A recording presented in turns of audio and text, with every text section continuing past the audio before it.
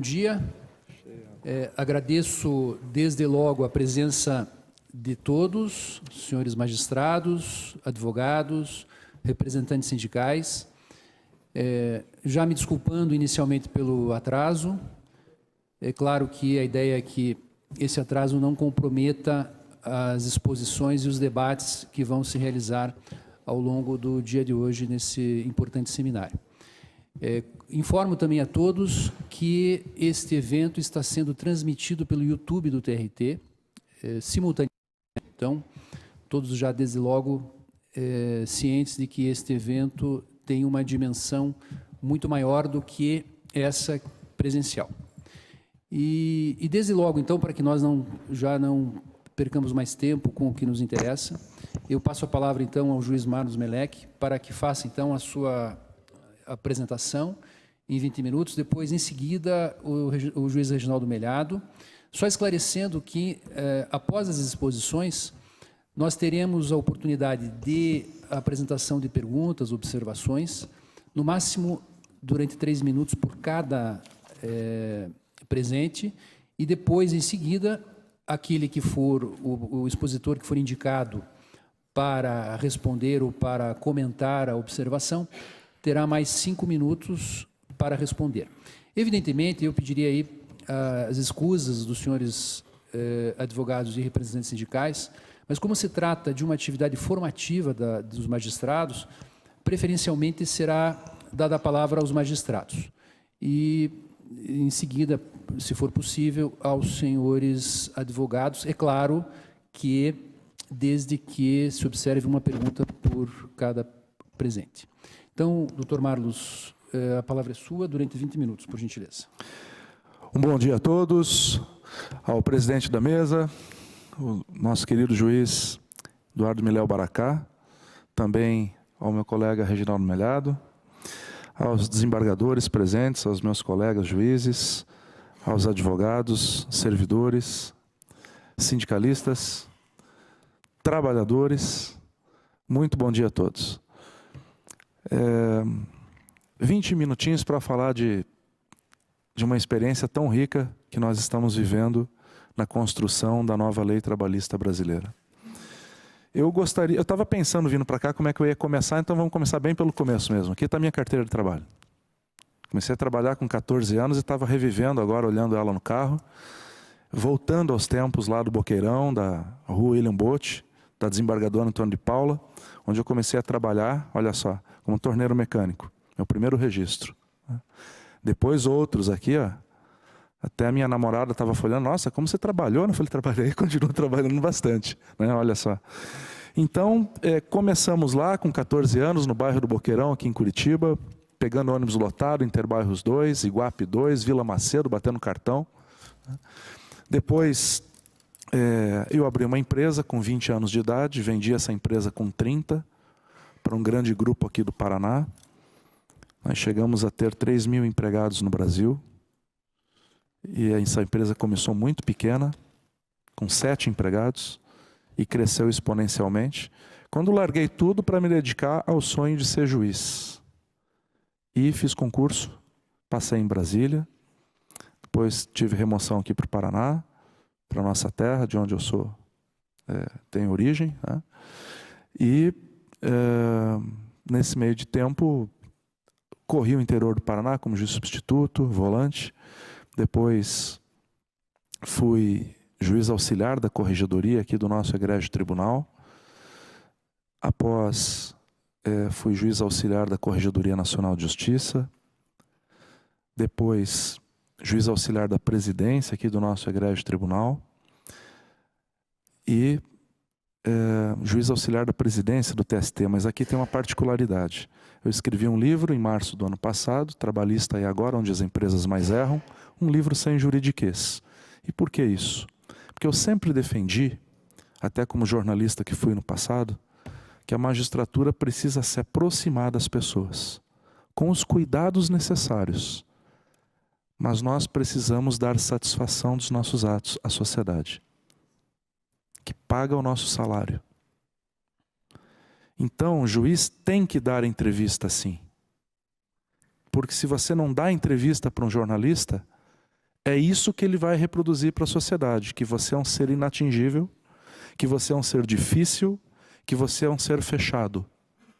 Evidente que você não vai dizer a solução no processo, existem limitações na Lomã, existem limitações éticas, mas você precisa dar uma satisfação do seu trabalho às pessoas. Quando eu era jornalista, eu lembro que nas reuniões de pauta, falei isso ontem de manhã ainda na TV Globo, numa reunião de diretoria, de corpo editorial, que quando eu era repórter e aparecia uma pauta para cobrir o Tribunal de Justiça, ou a Justiça do Trabalho, ou a Justiça Criminal, ninguém queria ir. Primeiro que o linguajar é difícil, ninguém entende. E segundo, que até as vestimentas são diferentes. Eu lembro que uma vez eu fui cobrir no Tribunal de Justiça o julgamento da família Abage. Eu fui de calça jeans e me tiraram do plenário. Segurança me tirou do plenário porque eu estava de calça jeans e camisa, como repórter. Eu não sabia que tinha aqui, entendeu? Então esse tipo de coisa só afasta a magistratura das pessoas. Então aproximar a magistratura do povo é algo absolutamente necessário, no meu ponto de vista. E com este livro, eu acabei sendo chamado em novembro do ano passado, final de outubro, na Casa Civil da Presidência da República, para auxiliar na escrita de algumas normas trabalhistas. E qual não foi a minha frustração? Porque eram apenas 4 coisas que eram encomendadas. E eu disse, mas nós vamos continuar administrando o Brasil apenas para setores? 4 setores aqui? Já não é passada a hora, não aprendemos que é necessário administrar o Brasil para todos? E eu dizia, apontando o dedo pela janela do 4º andar do Palácio do Planalto, que esse país estava sangrando nas capitais e no interior e alguma coisa precisava ser feita. As reformas como um todo precisavam avançar, e não só a reforma trabalhista, mas a reforma previdenciária, a reforma tributária, a reforma da matriz energética, a reforma do judiciário, a reforma comercial, a reforma logística. Só para dar alguns exemplos. Aqui no Paraná, se você produzir energia elétrica solar na sua casa, você paga ICMS. Em Goiás também. Você tem um caminhão com 22 pneus transportando 30 toneladas de soja, atravessando 3 estados, para despejar soja em Paranaguá e Itajaí, ou São Francisco do Sul, com um caminhoneiro muitas vezes rebitado, quando 2 locomotivas puxariam 60 disso. Mas nós temos uma matriz logística baseada em caminhão. E desde criança ouvimos que o Brasil tem que ser cruzado por ferrovias. Na área da aviação civil, então, embora não queira perder o foco do assunto aqui, mas é irresistível dizer isso quando falo em reforma de matriz logística, analisem comigo. Nós conseguimos com muito esforço destruir a aviação brasileira. Nós somos um país de dimensão continental. O voo que eu fiz para Brasília ontem, de Brasília para cá, junto com o doutor Aparecido, em qualquer lugar do mundo, em 80% do mundo, seria um voo internacional pela distância, mas é um voo doméstico. Pois nós acabamos com a Paner, com a Varig, com a Varig-Log, com a Transbrasil, com a VASP, com a Vaspex, com a Nordeste. E hoje todas as companhias que nós temos são estrangeiras. A Azul é americana, a Gol é 7% oficialmente americana da Delta, a Avianca é colombiana, a TAM é do Chile. Então, nós conseguimos destruir a nossa matriz logística aérea. E assim o Brasil vai, aos trancos e barrancos, sofrendo de forma vertiginosa. Então, eu particularmente defendo todas as reformas possíveis, não só a trabalhista. Um senador me perguntou na sabatina que eu tive no Senado Federal, há 15 dias, mas por que começar então pela trabalhista? E eu respondi, porque o senhor se omitiu e não fez a outra. O senhor é que não fez a outra, o senhor que não escreveu a outra, o senhor que não trouxe as suas ideias e não convenceu os seus pares de fazer todas as outras reformas. Né? Mas aí na Casa Civil o projeto foi mandado, 6787, para a Câmara Federal, e eu não conhecia o deputado Rogério Marinho, aliás, nunca tinha ouvido falar. Nesse meio de tempo, depois que eu participei dessa confecção na Casa Civil, eu fui então chamado no final do ano pelo ministro Ives Gandra da Silva Martins Filho para ser o juiz auxiliar da presidência no Tribunal Superior do Trabalho. E assumi a função, e pude perceber que, pautando a SBDI1, como é bom falar para um público que é da área, né? Normalmente eu falo para pessoas que não são da área, pautando a SBDI1, o que eu vejo? 300 processos por pauta. Fazendo os destaques, um por um, lendo um por um dos processos. E o que eu vejo? 63% de processos de recursos de banco. Por quê? Porque hoje é inexorável que nós temos uma CLT desequilibrada, que trata desiguais de forma igual. Uma CLT que não dá conta mais desse país. Porque ela trata a padaria ali do Guabirutuba, a padaria ali do Ecovilha, a padaria do Jardim das Américas do mesmo jeito que trata a Petrobras. E o problema é que nós temos 11 mil novas ações trabalhistas por dia no Brasil, isso mesmo, 11 mil novas ações trabalhistas por dia no Brasil. O país tem 3% do emprego formal do mundo e 80% de todas as ações trabalhistas do planeta Terra. Isso é bom para o Brasil? Isso é bom para o país? Então, como é que nós conseguimos fazer uma reforma de uma lei que vem de 1943, em que pese com muitas emendas, mas essas emendas, a comparação é absolutamente válida. Pega uma casinha construída em 1940, que tem tantas por aí, e começa a fazer emenda nela para ver como é que fica isso. Se há uma interpretação sistêmica possível disso, ou se essas emendas são pontuais. Então, fui chamado pelo deputado Rogério Marinho para fazer parte como membro da equipe de redação final da Lei Trabalhista Brasileira. Uma lei que teve, um projeto que teve 850 emendas. Foi o segundo projeto mais emendado do país. Nós trabalhamos diuturnamente. Eu tenho dormido, falei até ontem para o colega Zé Aparecido, na fila do embarque, eu tenho dormido 20 horas por semana. Tamanho está sendo o desafio. E debato esse tema de coração aberto com qualquer pessoa. Kaminski foi reconhecido esses dias num voo, e o engenheiro da HP falou assim para mim: você é aquele juiz que está ajudando a escrever. Mas eu vi lá o William Vac e tal, mas vamos falar baixo aqui para você não apanhar no avião. Falei, não, eu não vou apanhar, a gente vai debater e nós vamos nos entender. E todo mundo começou a participar da conversa. Foi Curitiba-Guarulhos numa discussão muito rica. E eu falava, me diga então, você que é engenheiro, qual direito você vai perder? E ele disse, vai precarizar. Falei, vai precarizar aonde? Ele falou, eu vou perder direito. Falei, qual? Aí ele disse, o terceirizado quando é mandado embora perde direito. Falei, qual direito?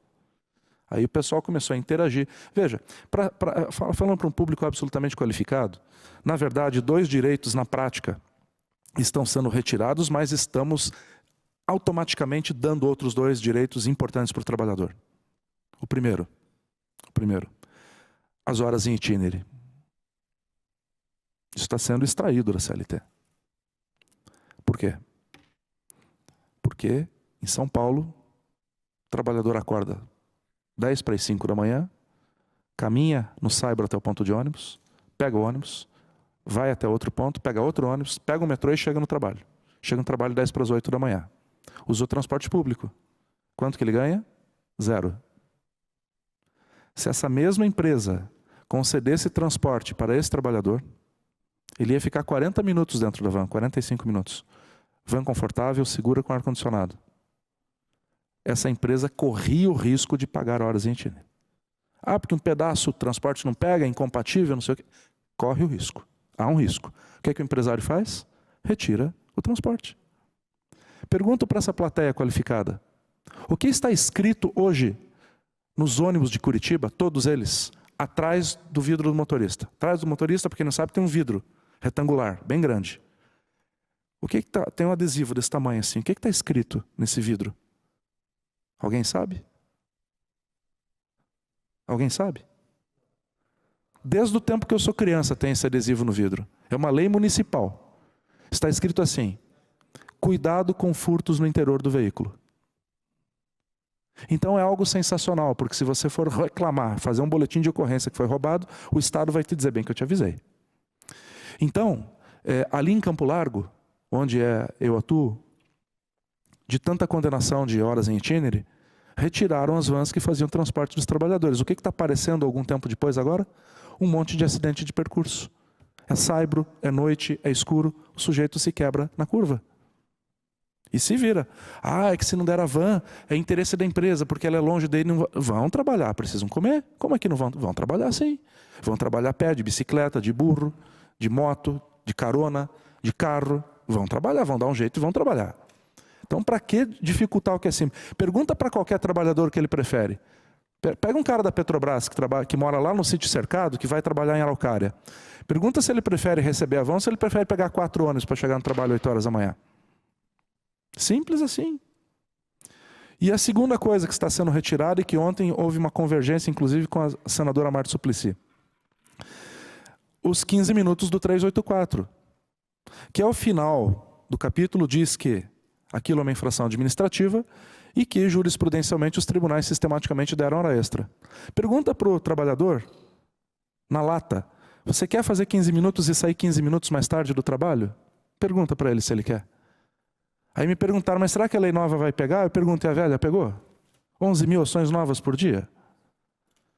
É que a gente tem que partir da boa fé. Eu não tenho que partir do direito, da premissa que eu estou tirando o direito de dar hora extra de 15 minutos para o início da jornada extraordinária. Eu tenho que partir da premissa que a empresa tem que dar os 15 minutos, vai parar tudo, e o sujeito vai ser 15 minutos mais tarde. Pergunta para algum trabalhador se ele quer isso. Aí a senadora Marta, no plenário do Senado, me pergunta, vocês fizeram isso porque você, por exemplo, é homem e não menstrua, por causa dos 15 minutos. Eu falei, mas senadora, a mulher pode ir ao banheiro fazer sua higiene pessoal a qualquer momento. A qualquer momento. Ela não precisa desses 15 minutos para fazer sua higiene pessoal. Inclusive os tribunais não dando moral se houver limitação ao uso do banheiro. Então não há nenhum problema nisso. Né? Então, na verdade, não está se retirando um direito, está se dando outro. Foi feito um estudo pelo IPEA, 80% das horas extras do Brasil tem até 40 minutos. O sujeito vai parar 15 para fazer 30, 20, 40? Não faz sentido. Né? Nós temos algumas revoluções em termos de direito do trabalho, nós estamos mudando concepções e paradigmas. Eu tive um debate recente com o nosso querido professor José Afonso da Alegrave Neto, e ele dizia, mas meu Deus, essa norma do jeito que está não inviabiliza a magistratura, a advocacia trabalhista? Eu falei, se for para continuar do jeito que está, inviabiliza. E é justamente isso que a lei quer. Inviabilizar uma advocacia trabalhista que, não vou generalizar, de forma alguma, com um imenso respeito a todos os advogados e profissionais de direito do Brasil, mas que muitas vezes é abusiva e muitas vezes extrapola qualquer limite de boa-fé. E dada a timidez dos tribunais em regulamentar, em aplicar, melhor dizendo, o Instituto da Litigância de Má-Fé, nós somos os maiores responsáveis pelo fato da situação estar como se encontra hoje. Apenas 5% das ações trabalhistas são julgadas integralmente procedentes no Brasil. Os senhores sabem, é muito difícil nós pegarmos uma reclamatória trabalhista com menos de 30 pedidos. Ou eu estou exagerando? Para a gente deferir o quê? 5, 3, 4? Entenderam? Então, a sucumbência recíproca é um momento histórico que está exigindo isso. Esses dias um juiz, colega nosso aqui me falou, foi o Luciano Coelho, falou, olha, convenceram um parente meu que se aposentou, engenheiro, a ingressar com uma ação trabalhista. Eu falei, mas não é tão difícil? Olha, vou pedir tudo que eu quero. E se eu não ganhar nada? O senhor não paga nada. Mas e as custas do processo? Não, o senhor não paga nada. Não, mas eu ganho 8 mil por mês de aposentadoria. Não, o senhor não paga nada. Mas e a perícia que vai fazer se eu perder? Não, o senhor não paga nada também. O Estado paga para o senhor. E os seus honorários? Não, o senhor não paga nada também. Só se o senhor ganhar que o senhor me paga. Me parece que não é tão difícil convencer alguém a ingressar com uma ação trabalhista. Aí, quando eu terminei a palestra no AB, o advogado que estava ao meu lado disse assim, poxa, mas se eu pedir uma equiparação salarial e vier o documento comprovando que ele tem o mesmo salário do colega? Eu falei, então. Ele falou, não, mas ele achava que... Ah, ele achava. Então, você moveu toda a máquina judiciária, tirou todo mundo do trabalho, 2 testemunhas prepostas para ficar uma tarde inteira na Justiça do Trabalho, às vezes com viagem, porque ele achava. Ele achava. Então, o meu coração é muito grande para receber todas as críticas, inclusive as críticas mais severas. Mas esse é o ponto de vista que está prevalecendo hoje no Congresso Nacional. Porque não foi o Executivo, não foi o Judiciário, não foi o Ministério Público que teve sensibilidade para compreender o que a sociedade brasileira está passando nesse momento. As empresas estão quebradas, os municípios estão falidos. Os governadores viraram administradores de RH, de folha de pagamento. O país está quebrado, está parado. Há necessidade de ser feita alguma coisa. Estou dizendo que a Justiça do Trabalho, a lei trabalhista é responsável por tudo. De forma alguma. Eu não defendo que Justiça quebra a empresa, de jeito nenhum. Mas todos nós, enquanto autoridades republicanas, temos parcela de responsabilidade sobre o que acontece nesse país. E é chegada a hora de assumirmos. Então temos aqui, por exemplo, para praticamente concluir minha fala, nós temos aqui uma revolução que vai ser a questão do salário. Alteramos o conceito de salário do 457. Hoje, para resumir, praticamente tudo que se paga ao empregado é salário e ingressa no patrimônio jurídico dele, não pode mais ser retirado. E o que nós fazemos? Nós mantivemos todos os adicionais legais, óbvio, são constitucionais, mas, ao mesmo tempo, permitimos que todo acréscimo salarial, como, por exemplo, gratificação, prêmio, meta, bônus, auxílio transporte, qualquer dinheiro que se dê para o trabalhador, sob qualquer título, não se integre mais ao salário e nem o trabalhador, nem a empresa paguem impostos sobre isso. Aí a crítica que eu ouvi. Poxa, mas então agora o trabalhador, quando tirar férias, vai receber só sobre a convenção coletiva, só sobre o valor que ele contratou. Exatamente. Ah, mas então não vai mais poder viajar? Claro que vai ganhar mais todo mês. Pergunta para o trabalhador, você prefere ganhar mais uma vez por ano ou ganhar mais todo mês? Hoje o empresário não dá porque não pode tirar. E se der e o cara ganhar demais, o que faz quando vem a crise? Manda embora. Aí nós temos o distrato, nós temos o trabalho, nós temos a possibilidade do negociado prestigiado em relação ao legislado, e nós iremos tratar esses assuntos no decorrer também do debate, das perguntas, para todos vocês. Eu termino nos 4 segundos que me restam, dizendo que antes de ir para Brasília, com esse grande desafio, eu criei uma trilha sonora. Né? E aprendi aqui no tribunal com alguns presidentes que é bonito terminar uma palestra com poesia.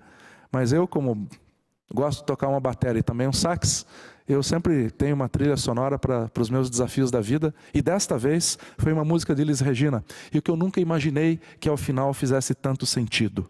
E como está fazendo. A esperança dança na corda bamba de sombrinha. E que em cada passo dessa linha pode se machucar.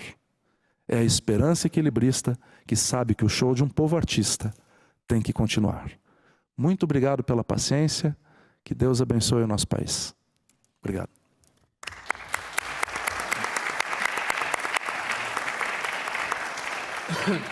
Agradeço, em nome da Escola Judicial, as presenças dos juízes Marlos Melec e Reginaldo Melhado.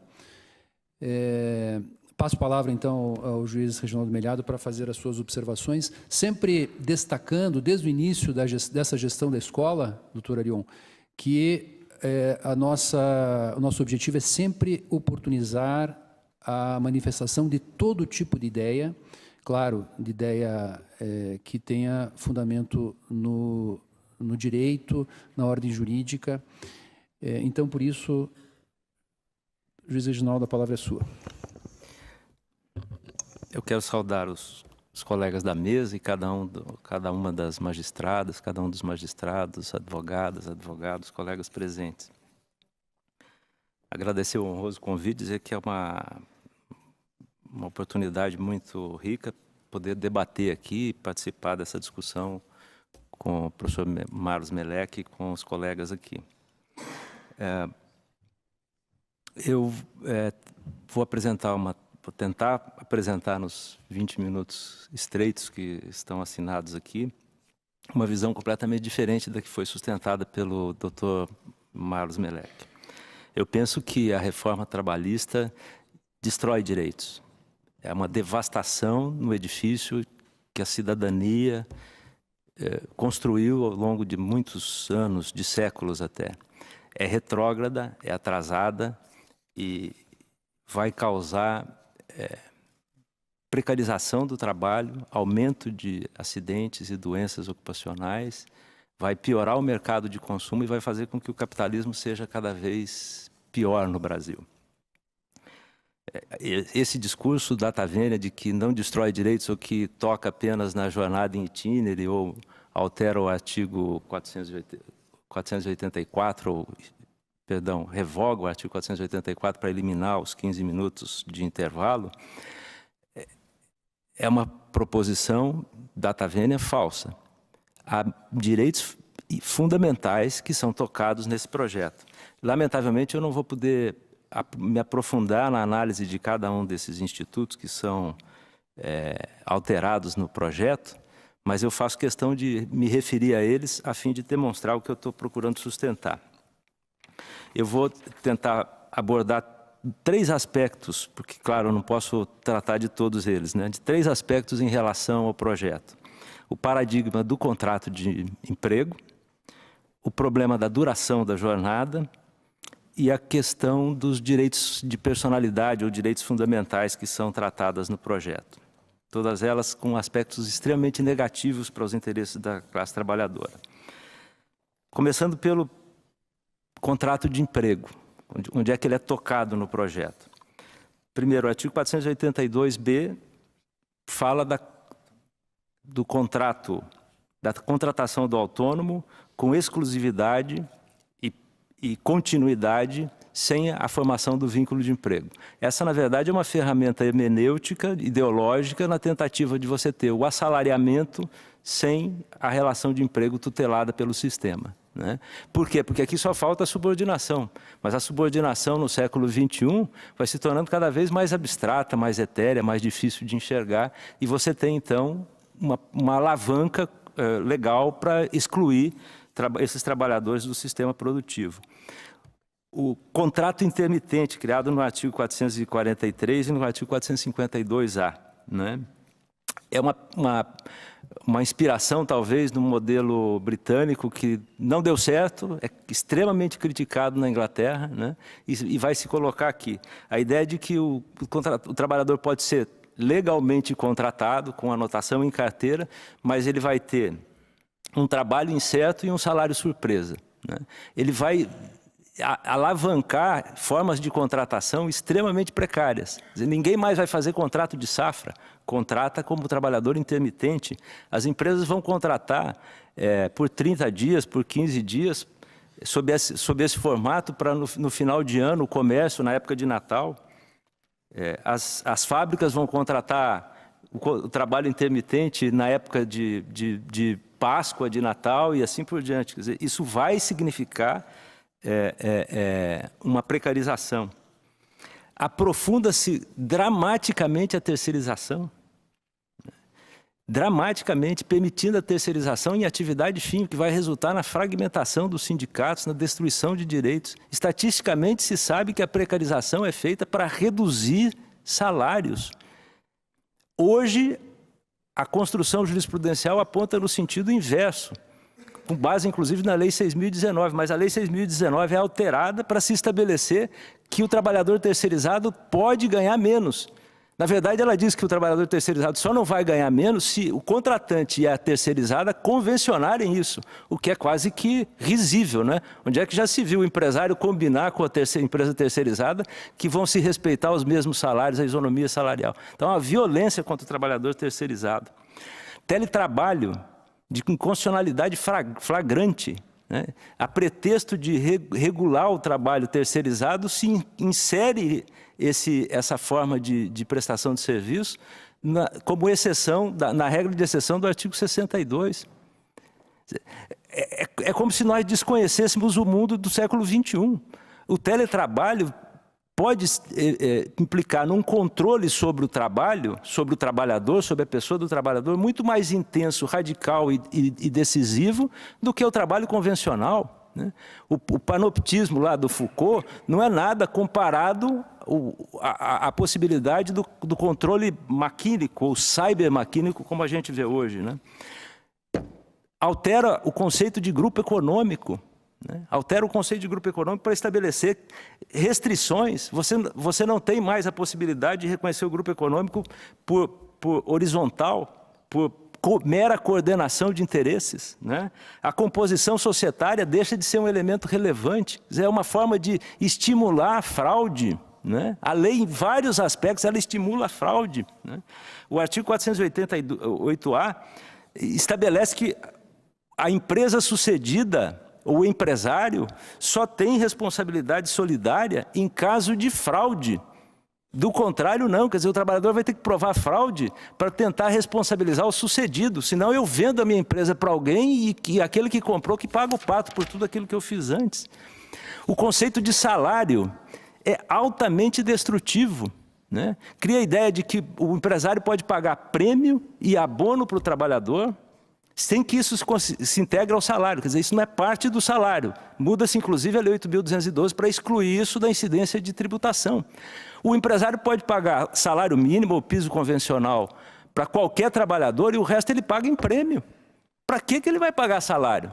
Isso, inclusive, se concatena com uma reforma da Previdência, né, em que a base é a ideia do sistema de contribuição. Quer dizer, já é praticamente impossível se aposentar, menos ainda com o teto do salário de contribuição. E com esse dispositivo aqui, isso vai resultar numa destruição completa do sistema.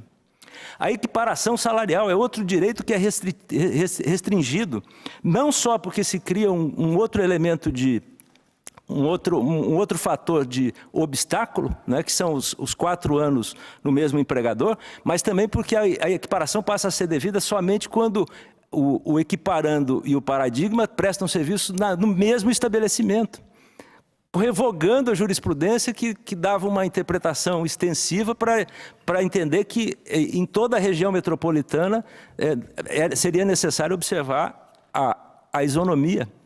Mas isso não é nada, porque o mais dramático disso tudo é que a lei passa a dizer que a empresa pode aprovar um quadro de carreiras ou um mero plano de cargos e salários sem nenhum controle, sem nenhum requisito, sem nenhum elemento material que esteja regulado na lei. Ela aprova um plano de cargos e salários e isso exclui o direito à isonomia salarial. Quantos de nós já não vimos, advogados, juízes aqui, não vimos discussão sobre equiparação salarial em que a empresa cria lá o operador 1, o operador 2, o operador 3 com salários diferentes, trabalhando na mesma função. Quer dizer, esse povo acabou. Na verdade, a equiparação salarial acaba com isso aqui. Se a empresa tiver qualquer assessor jurídico mediano, ela não paga mais equiparação salarial nunca mais. O trabalhador de nível superior, que percebe salário acima de 2 vezes o teto da Previdência, um salário de qualquer coisa em torno de R$11 mil, pode estipular livremente todas as cláusulas contratuais com eficácia legal e preponderância, inclusive sobre instrumentos coletivos, que é outra quimera, não é? Só porque o sujeito tem curso superior, ele vai ter liberdade de negociação, né? Liberdade de negociação tem o Messi, o Cristiano Ronaldo. O trabalhador, mesmo com curso superior, não. Na duração do trabalho, todo o sistema de compensação é estimulado e facilitado, inclusive o banco de horas. Banco de horas por negociação coletiva, só quando a compensação é feita num ano, no curso de 1 ano. Se ela é feita em até 6 meses, basta o acordo escrito. E se a compensação é feita no mesmo mês, nem acordo é preciso. Acabou.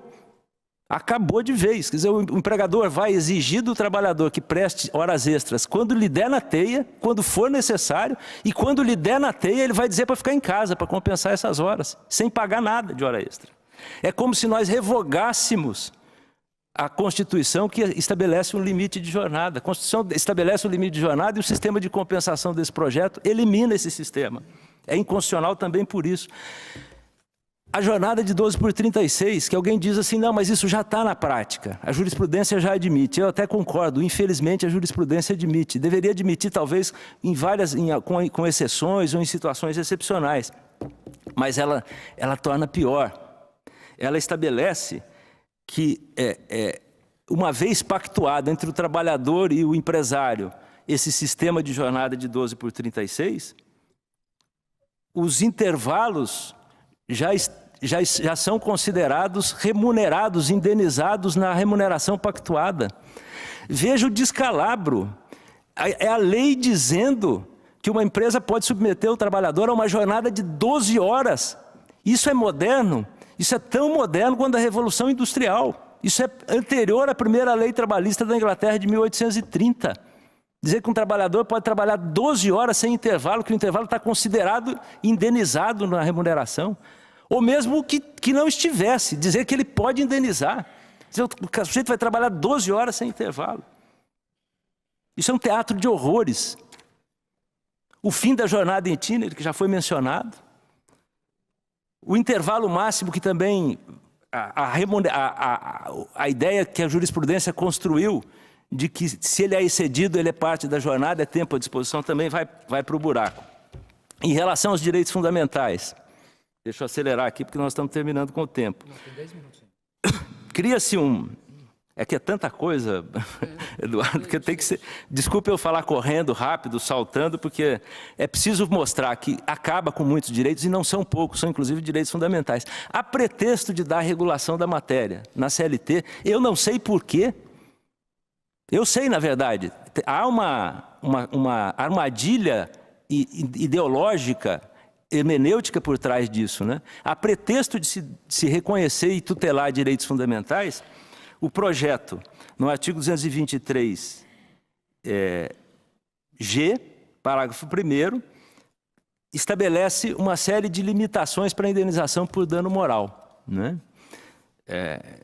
De acordo com a ofensa. Então, se a ofensa é leve, até 3 vezes a última remuneração do empregado; se a ofensa é gravíssima, até 50 vezes a remuneração do empregado. Isso significa dizer que o trabalhador é um cidadão menor. Porque o juiz que vai arbitrar a indenização para o passageiro do avião que perdeu a mala, ou para uma pessoa que perdeu o filho num acidente de trânsito, não está sujeito a isso, mas o trabalhador vai estar. Isso é tão moderno quanto a lei previdenciária de 1913, que dividia o trabalhador como se ele fosse um boi. Sabe quando você chega lá no açougue e vê o mapinha do boi, e lá tem o filé mignon, a perna, o braço, para cada peça um preço diferente?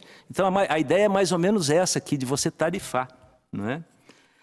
É tão perverso que, por exemplo, na discriminação salarial por sexo, que eu acho que eles querem tratar aqui de discriminação por gênero ou etnia, é fixada uma multa, de tal modo que a ferramenta hermenêutica quer dizer, se a lei prevê uma multa, eu não posso condenar ao pagamento de indenização por dano moral. E essa multa é de 50% do teto da Previdência, então daria mais ou menos uns R$2.500 ou algo assim, por discriminação racial, por discriminação da mulher, por a mulher estar recebendo menos salário, pelo negro estar recebendo menos salário, está tendo um tratamento desigual. Você rompe com toda a ideia do caráter, que é universal, para que serve condenar alguém à indenização por danos morais. Eu vi uma declaração do presidente do Tribunal Superior do Trabalho sobre essa matéria e não pude acreditar no que os meus olhos viam. Ele teve a coragem de dizer, isso está sendo gravado, podem mostrar para ele, eu não tenho medo dele entrar com um processo disciplinar também contra mim. Teve o desplante de dizer que os trabalhadores poderão se automutilar se as indenizações forem altas.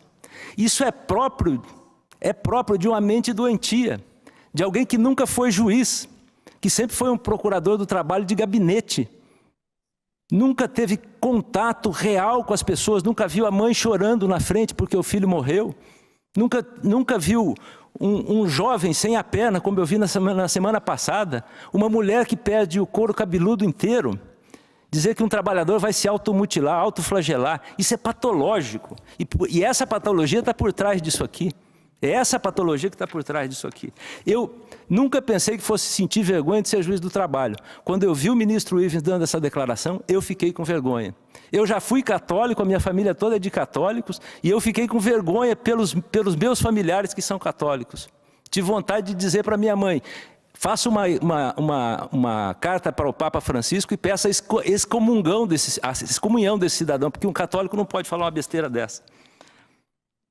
E a armadilha teórica que está aqui consiste em que, nesse dispositivo consta que somente se aplicam as regras da CLT na indenização por dano moral. Então, o projeto é um vai e vem, porque no artigo 8º diz que aplica o Código Civil, quando vai tratar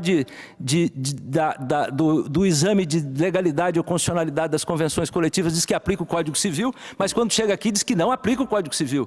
Ele está em crise epistemológica, ele não sabe para onde ir. Ele tem uma espécie de distúrbio, como é que chama lá? Esquizofrênico, né?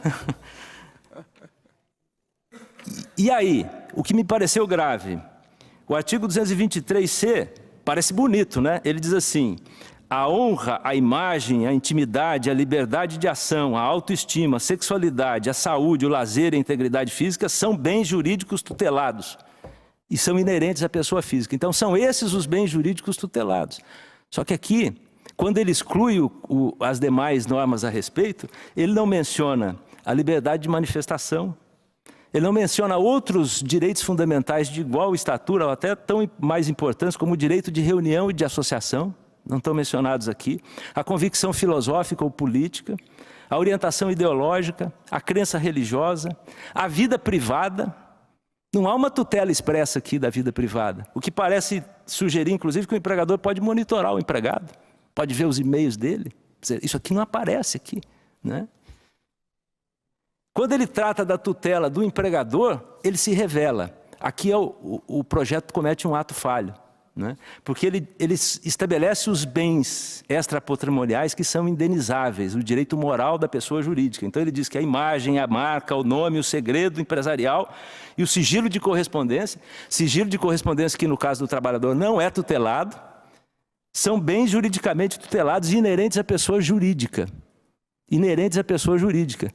Não são inerentes ao empregador individual. O pequeno empresário não está sendo lembrado aqui, porque isso fala nas entrelinhas, porque é um projeto que vem para tutelar o interesse dos grandes tubarões da economia brasileira. E há uma série de outras perversões que eu não vou comentar. A norma coletiva sobre o grau de insalubridade, o problema da gestante e da lactante. Por favor, mexer com a gestante e a lactante a troco de quê? Não é? A cláusula de arbitrário nos contratos em que o salário mensal é de R$11.000 ou mais. A prescrição intercorrente, que é uma forma de... parece ser uma vingança da burguesia contra a jurisprudência trabalhista. Há vários dispositivos nesse projeto que querem cancelar súmulas ou entendimentos jurisprudenciais dominantes. Ele vem falar, tudo bem, a gente não ganha de vocês na jurisprudência, nós vamos fazer uma lei para derrubar isso aí. E prescrição intercorrente de 2 anos, quando a Constituição fala num prazo de 5 anos. Né? Quitação anual das obrigações, com eficácia liberatória das parcelas. Isso é perverso. Né? A chancela expressa da dispensa coletiva, dizendo que a dispensa coletiva não prescinde de negociação coletiva, cancelando a jurisprudência do TST também. Quando a Constituição diz no artigo 7º, inciso 1º, que o trabalho é protegido contra a dispensa arbitrária sem justa causa. Então, fizeram 201 disposições de mudança na CLT, não regularam a Constituição e escrevem na Constituição o contrário do que está escrevem no projeto o contrário do que está na Constituição. É o avesso, é um estímulo à dispensa, em vários outros aspectos que está colocado. Acaba com a ultratividade, o PDV que dá quitação geral, a proibição do sindicato de trabalhadores participar da eleição da comissão de representantes na empresa. O mineiro não teria outra explicação, ele diria, minha Nossa Senhora da Badia. O sindicato ser proibido de participar dessa negociação. E o veto à reeleição desse dirigente é só 1 ano o mandato e ele não pode se reeleger. O negociado sobre o legislado. O pagamento das verbas rescisórias agora tem prazo de 10 dias para todos os contratos, inclusive os contratos por tempo determinado. E o prazo começa a contar a partir do término do contrato, o que permite a interpretação de que depois do aviso prévio é que vão pagar essa indenização. A enumeração taxativa do que é ilícito na negociação coletiva. Enfim, são dramáticas. Eu concluo afirmando com toda segurança, é todo um edifício que foi destruído. Eu tentava explicar isso outro dia para uma pessoa que não é da área do direito e usei a seguinte metáfora.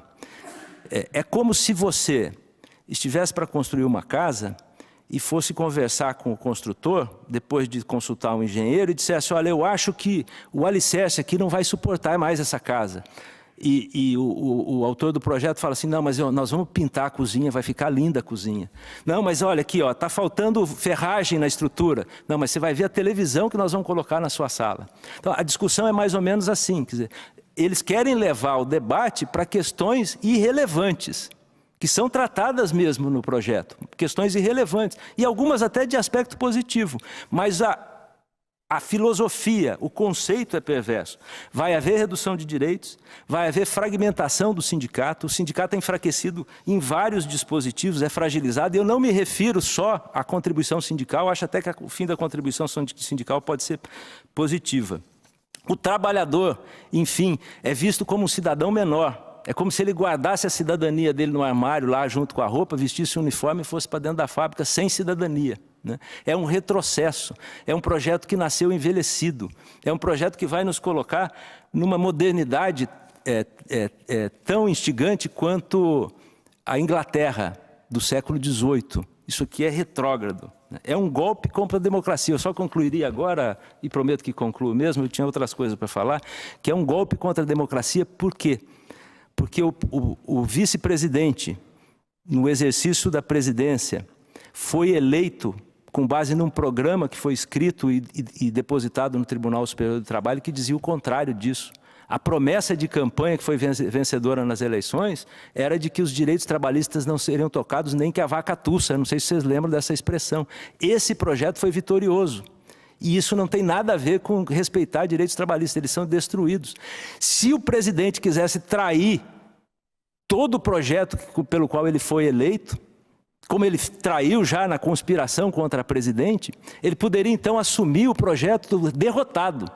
E o projeto derrotado também não trazia essa proposta. Nenhum partido político propôs para o povo brasileiro nas eleições realizar uma reforma trabalhista e uma reforma da Previdência com esse caráter devastador.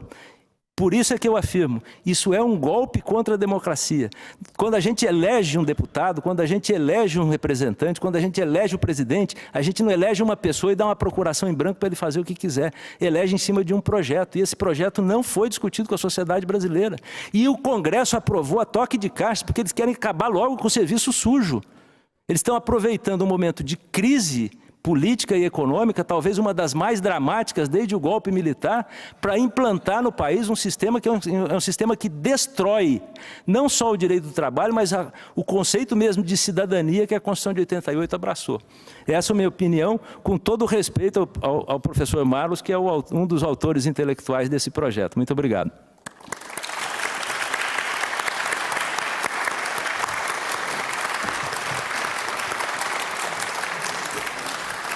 Eu peço, então, ao pessoal da escola que fique com os microfones já apostos ali, e a palavra está aberta para as perguntas. Então, preferencialmente aos magistrados, por gentileza, levantem a mão, Leonardo. 3 minutos para fazer a pergunta, no máximo. Eu sei que vai exigir um esforço enorme seu, Leonardo, mas, por favor, observe os 3 minutos. Só o presidente da mesa, eu faria essa solicitação, não sei se é possível devido à administração do tempo, né? Mas até devolveria uma réplica para o colega, só para eu poder fazer no mínimo um contraponto de uma linha para cada direito que foi colocado, senão a gente tenta colocar nas perguntas. Mas acho que vai ser possível nas perguntas. Perfeito, vai ser possível nas perguntas.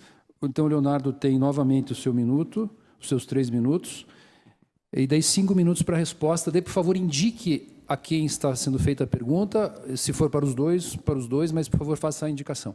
Vou começar. Primeiro, pedir desculpas ao Marlos por não ter atendido ao gentil convite do Rodrigo a semana passada. A gente poderia ter debatido com mais calma isso, mas eu garanto que o da Legrave foi muito melhor do que eu poderia ter sido. E vou fazer a pergunta e, em seguida, a fundamentação. A pergunta é, isso é bom para quem? Porque trabalho não é só aquilo que diz respeito aos interesses salariais específicos de quem está numa relação bilateral de trabalho. Trabalho é estrutura fundamental de organização de uma sociedade. Calpolani, é um autor que eu cito muito, diz que trabalho é só uma outra palavra para dizer o que é o modo de vida das pessoas comuns. Esse projeto, ele parece que foi feito por advogados muito chateados com o resultado da sua atuação na Justiça do Trabalho e que transpuseram para esse projeto partes das suas peças processuais. Mas não foi um projeto pensado por quem está disposto a pensar a sociedade, porque é disso que se trata.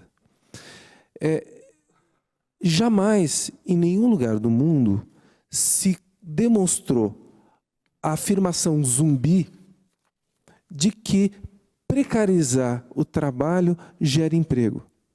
Isso, todas as vezes que se pesquisou isso, jamais se identificou isso.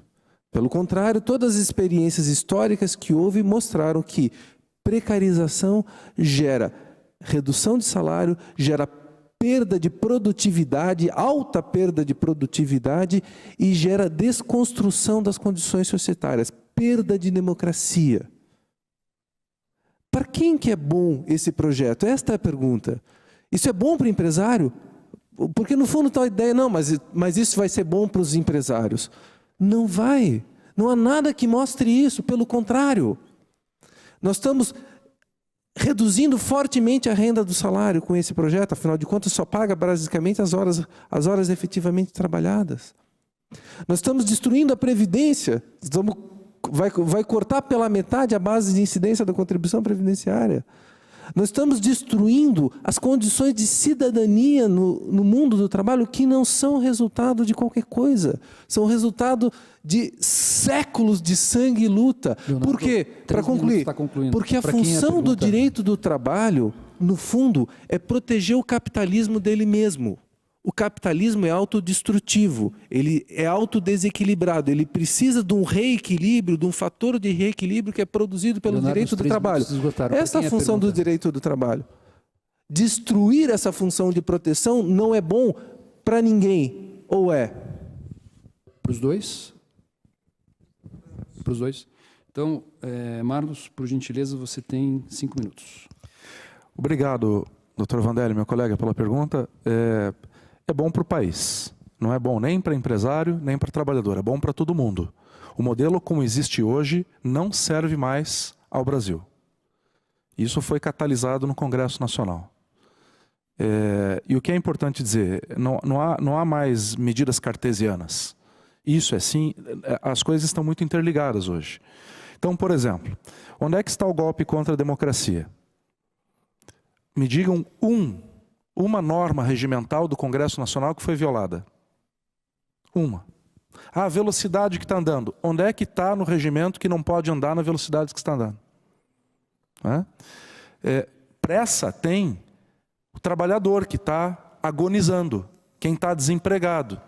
Nós temos no Brasil hoje 54%, pasmem, mais da metade dos trabalhadores do Brasil. É que o Brasil não é Vicente Machado, a Avenida Paulista, a Avenida das Torres, a Avenida Cristiano Machado em Belo Horizonte. Não é. O Brasil é BR-153. Nós temos, olha, mais da metade dos trabalhadores que não têm carteira assinada. Esses não têm férias, hora extra, 13º, não tem nada. E é isso que pretende o trabalho a tempo intermitente, formalizar essas pessoas, para passarem a ter o mínimo de direito legal. Mais da metade, senhores. Leonardo, agora eu tenho 5 minutos, eu posso te dar a palavra em seguida. Observou a sua fala, Leonardo, por favor, né? Então vejam, trabalho a tempo intermitente existe há 80 anos nos Estados Unidos, mas eles estão errados, nós é que estamos certos aqui. Em debate com o ministro do Trabalho, o querido Ronaldo Nogueira, na Casa Civil, mas, doutor Marlos, o distrato vai saquear o FGTS do Brasil. Mas o distrato é falado todos os dias na nossa sala de... Doutor, eu fiz acordo para sair porque eu quis. Mas o senhor então cometeu um crime? Não sabia que é crime isso. Ou não? A minha matéria-prima é a realidade. Mas é isso. Então o distrato vai permitir o saque de 80% do FGTS e não vai permitir o saque do seguro-desemprego para que não gere a rotatividade. Mas hoje o cara saca 100% do FGTS e saca o seguro-desemprego de forma fraudulenta. De mais a mais, disse o ministro do Trabalho, nós temos um momento cultural e histórico importante no Brasil. Mas se tudo isso é tão bom, esse modelo que está aqui é tão maravilhoso, por que todo mundo quer trabalhar nos Estados Unidos? Por que o pobre quer ir trabalhar nos Estados Unidos? Por que o rico quer ir trabalhar nos Estados Unidos? Eu aposto que nessa sala todos vocês conhecem alguém que foi embora. Todos vocês. Eu conheço empresários de São José dos Pinhais que fecharam a indústria e abriram no Paraguai. O cara com 15 anos mais de idade que eu, 200 empregados, fechou a fábrica de cosméticos e abriu no Paraguai. Eu não acreditei quando ele me falou, pois é verdade. Pois é isso que nós queremos para o Brasil. O projeto é bom para o Brasil. Trabalho, teletrabalho. As pessoas trabalham em casa. Servidores do tribunal trabalham em casa. A norma que foi escrita foi inspirada, sabem aonde? Na norma de teletrabalho do Ministério Público Federal, do fiscal da lei. Isso é inconstitucional, então? Está errado. Que norma, então, nós poderíamos construir? Ah, mas o 62. Ora, é lógico que se ficar comprovado que o sujeito tem hora para entrar e sair, tem que atender em teletrabalho 400 pessoas, é lógico que nós vamos fixar hora extra. Eu vou fixar hora extra. Agora, se for um teletrabalho com uma meta livre, cumpre a hora que quer, de madrugada, de meia tarde, de noite, como é que vai ter hora extra? O cara está em casa. Já estão dizendo que trabalhar em casa é precarizar o trabalho. Pensem nisso. O cara mora ali. O cara ia precarizar o trabalho, trabalhar em casa. Com uma norma inspirada no Ministério Público do Trabalho. Sensacional. Ministério Público Federal. Né? O ilícito da CCT, nós partimos da premissa que se a CCT veio, é porque os sindicatos se acertaram. Não cabe ao juiz ficar analisando se há compensação do crédito, do débito. Houve o acerto, houve o acerto. A lei genérica não consegue atender a complexidade, a heterogeneidade do nosso país. Não consegue. Por isso a aposta na convenção coletiva, que já está no artigo 7º da Constituição. E para concluir, que eu tenho mais 30 segundos, vamos pegar aqui o problema da quitação anual. Eu fui voto vencido na comissão. Eu entendo que não pode haver essa quitação anual e espero que a jurisprudência se encarregue de colocar isso nos devidos lugares, embora esteja escrito lá, que quita apenas as parcelas ali elencadas. Que é o que já acontece hoje, basicamente. Né? Nós temos aqui, então já eliminei para o teletrabalho, trabalho intermitente, problema do autônomo, eu vou tratar numa próxima ocasião.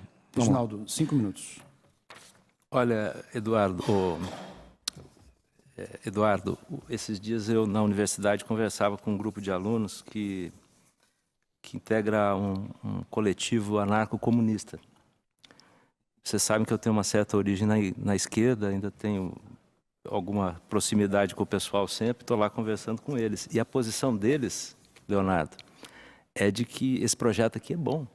Eles falam assim, deixa provar que agora o capitalismo acaba mesmo. É preciso que as pessoas entendam que tem que ser destruído e superado. Uma legislação, é exatamente isso que você falava, Leonardo.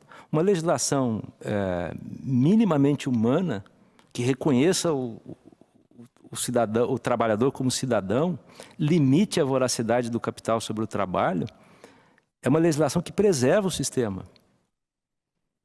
Esse modelo aqui é um modelo autodestrutivo. O Marx dizia, o socialismo é uma barbárie. As pessoas que fizeram esse projeto estão optando pela barbárie. Parece que não estão se dando conta de que podem estar cavando a própria sepultura do capitalismo com isso. Não é? Me perdoe, Marlos, mas o Ministério Público do Trabalho jamais inventou essa história de excluir o trabalhador à distância de qualquer direito de limitação de jornada. Pelo contrário, o Ministério Público, em todas as suas manifestações institucionais e associativas, se manifestou contra esse projeto, radicalmente contra tudo nesse projeto. Essa é a posição do Ministério Público. Na casa deles, né? É? Mas a lei é essa, né? Porque ele citou meu nome. Não, tudo bem. Estou Estamos entre colegas, né? Não estamos... 5 minutos, então, só para... Nós temos algumas coisas em comum, viu, Marlos? Porque eu também gosto da Elis Regina. Mas essa ideia de dizer que as pessoas... de justificar esse modelo aqui a partir da experiência norte-americana é partir de uma premissa falsa. Você tem uma outra realidade completamente diferente. As pessoas falam em trazer para o Brasil o modelo norte-americano, mas sem o salário que eles pagam nos Estados Unidos. Não é? essa é a primeira questão. A segunda questão é que as pessoas falam que os Estados Unidos não têm o direito do trabalho porque não têm um direito federal. São muito poucas as intervenções estatais no domínio das relações entre capital e trabalho. É mais uma construção jurisprudencial da Suprema Corte. Mas os estados têm a sua regulação no campo do trabalho e alguns muito desenvolvidos, como na Califórnia, por exemplo. Né? Então, não pode justificar a precarização do trabalho aqui com o modelo norte-americano, acreditando que isso vai gerar emprego, como dizia o Leonardo. Fizeram 6 ou 7 reformas trabalhistas na Espanha e o modelo espanhol, depois dessa devastação toda, é 1000 vezes melhor do que nós temos hoje. Não tem nem termos de comparação com o que eles querem fazer a partir desse projeto. E o desemprego continua patinando entre 18% e 22%. Entre a população jovem é de 55%. Fizeram reforma trabalhista em Portugal, o desemprego não aumentou, não diminuiu. Fizeram na Grécia, não diminuiu. Essa receita é uma receita que não funciona. E aqui estão querendo aumentar só a dose, a pretexto de que vão corrigir o desemprego. O que vai resolver o problema do desemprego no Brasil é a distribuição de renda. E a distribuição de renda depende de mercado de consumo interno. Isso vai ser bom, inclusive, para as empresas. A distribuição de renda, a melhor forma, a melhor ferramenta de distribuir a renda é aumentar salário. E aumentar salário de verdade, não reduzir salário pela precarização. Como vai acontecer? Abrindo as portas da terceirização, com esse nosso capitalismo tupiniquim que não tem freios, como dizia o Tom Jobim, o Brasil não é para amadores. O nosso capitalismo é muito pior que o deles. Isso aqui é provado na mão dos nossos empresários. Nós vamos ter uma delinquência institucionalizada, com o fim do direito do trabalho, o fim da advocacia trabalhista, e a justiça do trabalho só não vai acabar junto, porque ela vai ficar aqui julgando o que sobrar depois dessa devastação. Obrigado. Eu fico aqui me contorcendo de vontade de interromper vocês. Me contorcendo, é verdade. Tanto a tua fala, quanto a tua, quanto a do Leonardo. Mas se for assim, vira balbúrdia, né? Se cada um falar enquanto o outro está falando, não dá. Né? O que é o fundamento exatamente de tudo que nós prezamos, que é a democracia, né? Se nós não conseguimos ouvir o que o outro tem a dizer, daí é o fim. Então, vamos prosseguir, então. Mais algum magistrado? Quem que tinha levantado? O Cássio? Cássio, 5 minutos. 3 minutos, perdão. É só direito material ou pode ser processual também? É só sobre o tema aqui, mas, enfim, o processo ficou para de tarde, né? Então deixa. Deixa. José Aparecido? Eu vi o José Aparecido. Tinha Marcos também. o Sandro lá em cima e o Marcos. José Aparecido, Sandro, Marcos. Uma pergunta bem rápida para o Marlos. Eu vejo só um pouquinho, eu tinha mudado, acho que o Arion concorda comigo, os dois se manifestam daí, né? Nós tínhamos essa dois dúvida no começo. Tá, tudo então, todas as perguntas, os dois terão a oportunidade de falar, porque tem essa questão que o Marlos levantou, de querer falar alguma coisa. Então, José Aparecido, desculpe. O brasileiro é sempre esperançoso, né? E como ele é sempre esperançoso, ele sempre sofre um estelionato de tempos em tempos, porque a esperança é equilibrista, mas também serve para espoliar, não é isso? De vez em quando vem uma promessa que vai resolver o problema do Brasil. Eu sou mais velho e estou ouvindo isso desde que eu sou criança. Sempre tem uma fórmula mágica que vai resolver. Então, o perigo que eu vejo disso é o seguinte: toda vez que a fórmula não se cumpre, alguém é o culpado. Quem vai ser o culpado se a reforma não der certa e não aumentar a quantidade de empregos, se nós piorarmos a condição salarial como um todo? O que vai dar errado? Quem é o culpado? Porque alguém vai ser o culpado. E eu tenho a intuição de que o culpado, assim como no caso do CPC de 2015, vocês lembram que o CPC de 2015 ia acabar com metade dos processos? Estão lembrados disso? Porque no Congresso você vai e fala qualquer coisa. Eu lembro que a comissão que teve lá disse que ia acabar com metade dos processos só com a promulgação do CPC de 2015. Isso não se verificou, não. Quem é o culpado do CPC de 2015 não ter ido para frente? Ninguém diz. Ninguém nem sabe quem foi que propôs, né? Mas eu tenho o culpado. O culpado são os juízes, que são retrógrados, que têm a cultura antiga. Então a minha pergunta é: os juízes do trabalho vão ser o culpados da reforma não dar certo? porque a intuição que eu tenho é que a chance dela dar certo é praticamente zero. É muita mudança e para pouco efeito. Algum efeito terá, mas o efeito mais importante segundo a perspectiva, aumentar empregos. Se não aumentar empregos, quem vai ser o culpado? Marlos, 5 minutos. Obrigado, Zé Aparecido, pela pergunta. Na verdade, nós estamos impondo muitos julgamentos desde o início desse processo. Eu mesmo já fui julgado, inclusive sem direito de defesa, várias vezes, em vários lugares, em várias instâncias, em vários lugares do Brasil e pela própria magistratura. Eu não vou julgar porque eu acredito que vai dar certo. Não vou fazer julgamento hipotético, quanto mais isso. Mas não há precarização. Não há precarização. Se há precarização, vamos debater onde está exatamente a precarização. Por exemplo, foi dito aqui que o trabalhador vai ser menor porque há uma parametrização de dano moral. Não é uma tarifação, como na lei da imprensa, é uma parametrização. Bandas foram criadas. E o exemplo que foi dado pelo colega foi justamente da mala no Supremo Tribunal Federal. A mala, quem perde a mala agora, o Supremo acabou de decidir semana passada, que se aplica o Pacto de Varsóvia. É X vezes o bilhete aéreo e acabou. Você pode ter lá um monte de coisa na mala, vai pagar o bilhete aéreo. O Supremo decidiu. Prescrição intercorrente. Prescrição intercorrente. O Supremo já decidiu isso, a matéria sumulada. É curioso, cobram a disciplina judiciária do primeiro grau, cobram a disciplina judiciária dos TRTs, mas o TST, que está a 400 metros do Supremo, há tantos anos não acolhe o que o Supremo já decidiu, ou eu estou equivocado? Ou é esse tipo de nível de segurança jurídica que nós queremos oferecer para qualquer empreendedor, pequeno, médio, grande no Brasil? Olha, o Supremo diz uma coisa, o TST diz outra. E o que vale? Depende do recurso que usar, depende se chega, se não chega. Mas o Supremo, salvo o melhor juízo, tem uma súmula que diz que a prescrição intercorrente se aplica no processo de trabalho. E o TST tem outra em sentido frontalmente contrário. É por isso que o país está desse jeito. Porque nós, autoridades, não nos entendemos. Imagine, então, o trabalhador e o pequeno empresário sindicalista. A equiparação salarial passa a ser meritória. O sujeito trabalha na mesma cidade, mas um trabalha numa grande loja, outro na pequena. Aí comprovar a produtividade e tal, permita que quem contrata pague quanto quer. Assim ele contrata mais. Por exemplo, a questão da dispensa coletiva. Por que foi tratada desta forma? Porque se eu tenho imagine que eu sou empresário agora, tenho um projeto novo, vou contratar 20 pessoas para trabalhar. Não, pelo risco vou contratar 10, porque depois eu não posso dispensar. A partir do momento que eu posso dispensar, eu também posso contratar. Esse é o raciocínio. A partir do momento que eu tenho X empregados e não posso dispensar, quem que paga esta conta? Esse é o problema.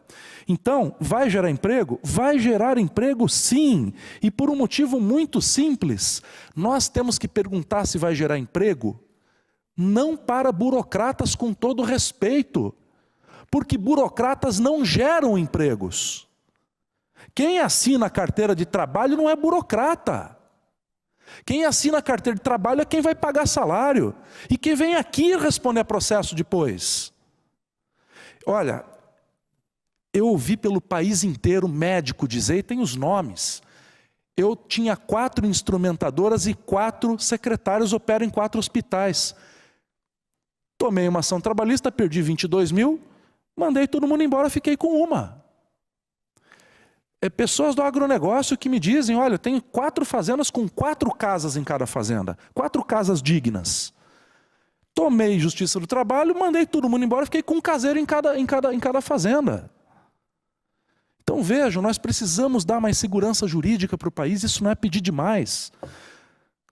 Talvez a lei não seja a melhor, mas é a possível para esse momento cultural do Brasil. Não vai haver culpados. E assim como não vão haver heróis, não vai haver heróis. Porque em Brasília, o fracasso é órfão, mas o sucesso tem muitos pais. Não se preocupem com isso. Está na hora de nós retirarmos a emoção e a ideologia do debate. Vai precarizar? Então vamos discutir exatamente aonde? Aqui, ó. A terceirização, eu reconheço que é um tema muito árduo, mas terceirização tem no mundo inteiro, menos na Venezuela. O único país do mundo que faz diferenciação em atividade meio e fim é a Espanha para fins tributários. Mas nenhum país da face da terra. Nós vamos fazer o quê? Do Brasil uma ilha? O Brasil continua sendo o que sempre foi, porque nunca nos engajamos e está na hora de terminar. Eu aqui, como um juiz substituto, membro da magistratura, há 12 anos, e que nunca fiz concurso para outra coisa, só lhes digo uma coisa: eu posso ter a pretensão de ser um ponto de inflexão na magistratura, mas eu gostaria, antes de tudo, de ser um ponto de união. Porque os radicalismos nós nunca vamos conseguir unir, mas o que haja de moderação, nós precisamos de uma vez por todas unir. Senão esse país não vai ter jeito. Sandro? Desculpa. Eu só queria comentar com a resposta, respondendo ao Zé Aparecido, que eu acho que a culpa não será da Justiça do Trabalho, não. A culpa será da Fiesp, dos banqueiros, de quem idealizou esse projeto e deu cabo dele. Nós não teremos culpa nisso. E essa maneira de colocar o problema do colega Marlos é uma maneira de sofismar. Quer dizer, eu agora é que faço um discurso ideológico, e não ele. E, portanto, o que eu falo não deve ser considerado, porque o meu discurso é radical, não é? Eu escutei isso a minha vida toda. É uma maneira de fugir ao assunto. Então, eu digo que a tarifação a tarifação do dano moral é negativa, e ele me responde dizendo: não, isso não é tarifação, é parametrização. Ora, vamos conversar sério sobre o direito, né? Como dizia aquele filósofo norte-americano, vamos falar sério, né? Aliás, por falar em Estados Unidos, se vocês mostrarem esse projeto aqui para um jurista norte-americano, ele vai ficar de cabelo em pé. Diga para o juiz dos Estados Unidos que ele está sujeito a um limite na indenização por dano moral. A indenização de dano moral para ele é uma penalidade que ele impõe. E o sistema lá funciona. Então a gente traz dos Estados Unidos aquilo que é ruim, né? E não traz o que é de bom. Não traz o salário, não traz essa construção jurisprudencial que atribui ao judiciário um papel de ator político na sociedade, impedindo determinadas condutas. Os Estados Unidos teve uma grande class action sobre assédio sexual, no final dos anos 80, se não me engano, na região norte, com origem lá na região norte, e nunca mais o problema apareceu de maneira tão intensa como existia antes. A sociedade mudou a partir de uma decisão da justiça. A partir de uma decisão da justiça. E aqui nós vamos, a cada dia, repetindo as mesmas decisões, das mesmas lesões de direito e fixando indenizações insignificantes. Quando nós deveríamos estar fazendo o contrário, dizer, indeferindo indenizações em casos menores e condenando duramente a delinquência para impedir a reincidência. Nós impedimos a reincidência arbitrando indenização de dano moral em valor pequeno? Nunca. Nós estimulamos aquilo que o direito civil chama de ilícito lucrativo. Eu vou fazer uma contabilidade. Quantas pessoas vão entrar na justiça? Entrando, quanto eu vou gastar? Será que vale a pena ou não? Acho que vale a pena. Eu vou continuar delinquindo. Deixa os meus trabalhadores se mutilarem na fábrica, deixa que as doenças ocupacionais ocorram, porque o que eu tenho que pagar de indenização é muito mais barato do que eu teria que gastar para ter uma planta industrial adequada, comprar dispositivos de proteção, comprar máquinas que não mutilem. O raciocínio vai ser mais do mesmo, né? Nós estamos criando uma sociedade pior do que a nossa, muito mais precária e muito pior. Outra questão que eu faço outra afirmação que eu faço questão de refutar. É falso dizer que na Europa a terceirização é livre, né? Há países, inclusive, em que a terceirização é permitida e não se faz. A cultura é diferente, né? Você vai me dizer que na Espanha, na França e na Itália eles fazem terceirização de atividade fim, eles permitem que a legislação permite que uma empresa, que um banco contrate caixa ou gerente de contas como empregado de outra empresa? Isso não existe lá. Isso não existe. É falso, né? E a precarização vai destruir o direito do trabalho. Só ela, se não precisariam nada do que está aqui. Bastaria a terceirização na forma como eles estão colocando e seria suficiente para destruir o direito do trabalho. Só isso. Bom, já que vocês falaram de terceirização na Europa, eu vou ter que falar aqui, vou ter que me intrometer aqui. Só para esclarecer, na Itália, para você ter uma ideia, é possível terceirizar a atividade fim, desde que o limite de 30% dos empregados da empresa. Então, você pode terceirizar a atividade meia, a atividade fim. Com isonomia salarial. Sempre, mas 30%. Né? No projeto não há essa limitação. Né? No projeto, pelo que eu estou percebendo aqui, pode ser 100% de atividade fim, meio, você pode atividade. Então, realmente, expressamente sem isonomia. A terceirização no projeto é assustadora, realmente. Mas você mesmo reconheceu que é assustadora, né? Em partes. Sandro, 3 minutos. Sim, eu gostaria de fazer uma pergunta mais especificamente para o Marlos, porque me parece que ficou um pouco carente de fundamentação a inspiração da prescrição intercorrente, né? O Reginaldo já colocou a sua posição em relação à inspiração, mas a sua, geralmente no debate surge a questão da súmula do STF. Só que a súmula do STF é de tempos muito pretéritos, na época em que o STF analisava esse tipo de matéria trabalhista, coisa que não acontece há 30 anos. Então, ela está no mesmo patamar da súmula do TST, ela não está acima por ser do STF, está no mesmo patamar. Durante esse caminhar histórico, nós temos uma emenda constitucional, emenda 45, em 2004, que erige a status de direito fundamental a efetividade da prestação jurisdicional. Aí eu estou querendo entender, até como aplicador do direito, como que o artigo 100 da Constituição estabelece que o crédito mais privilegiado é o trabalhista. Em segundo lugar é o tributário. Depois vem as dívidas civis. Aí, para efeito de prescrição intercorrente, está ficando exatamente o inverso. A dívida do juizado especial nunca tem prescrição intercorrente. A tributária vai ser 5 e a trabalhista vai ser 2. Eu não estou conseguindo entender a lógica. Eu gostaria de entender qual que é a inspiração, porque nós temos que analisar o direito dentro desse sistema. Só dizer que tem uma súmula antiga lá do STF me parece pouco para entender esse contexto. Então, eu gostaria de entender, dentro do sentido de ordenamento jurídico de sistema, qual o fundamento, por que eu vou aplicar vou ter que aplicar porque é lei, mas eu gostaria de entender a constitucionalidade disso dentro do sistema. Eu vou acrescer, não sei se tem o tempo ainda, Tem. outras questões relativas à efetividade da execução. Eu não consigo entender por que foi mexido, eu gostaria de entender isso, na questão de grupo econômico.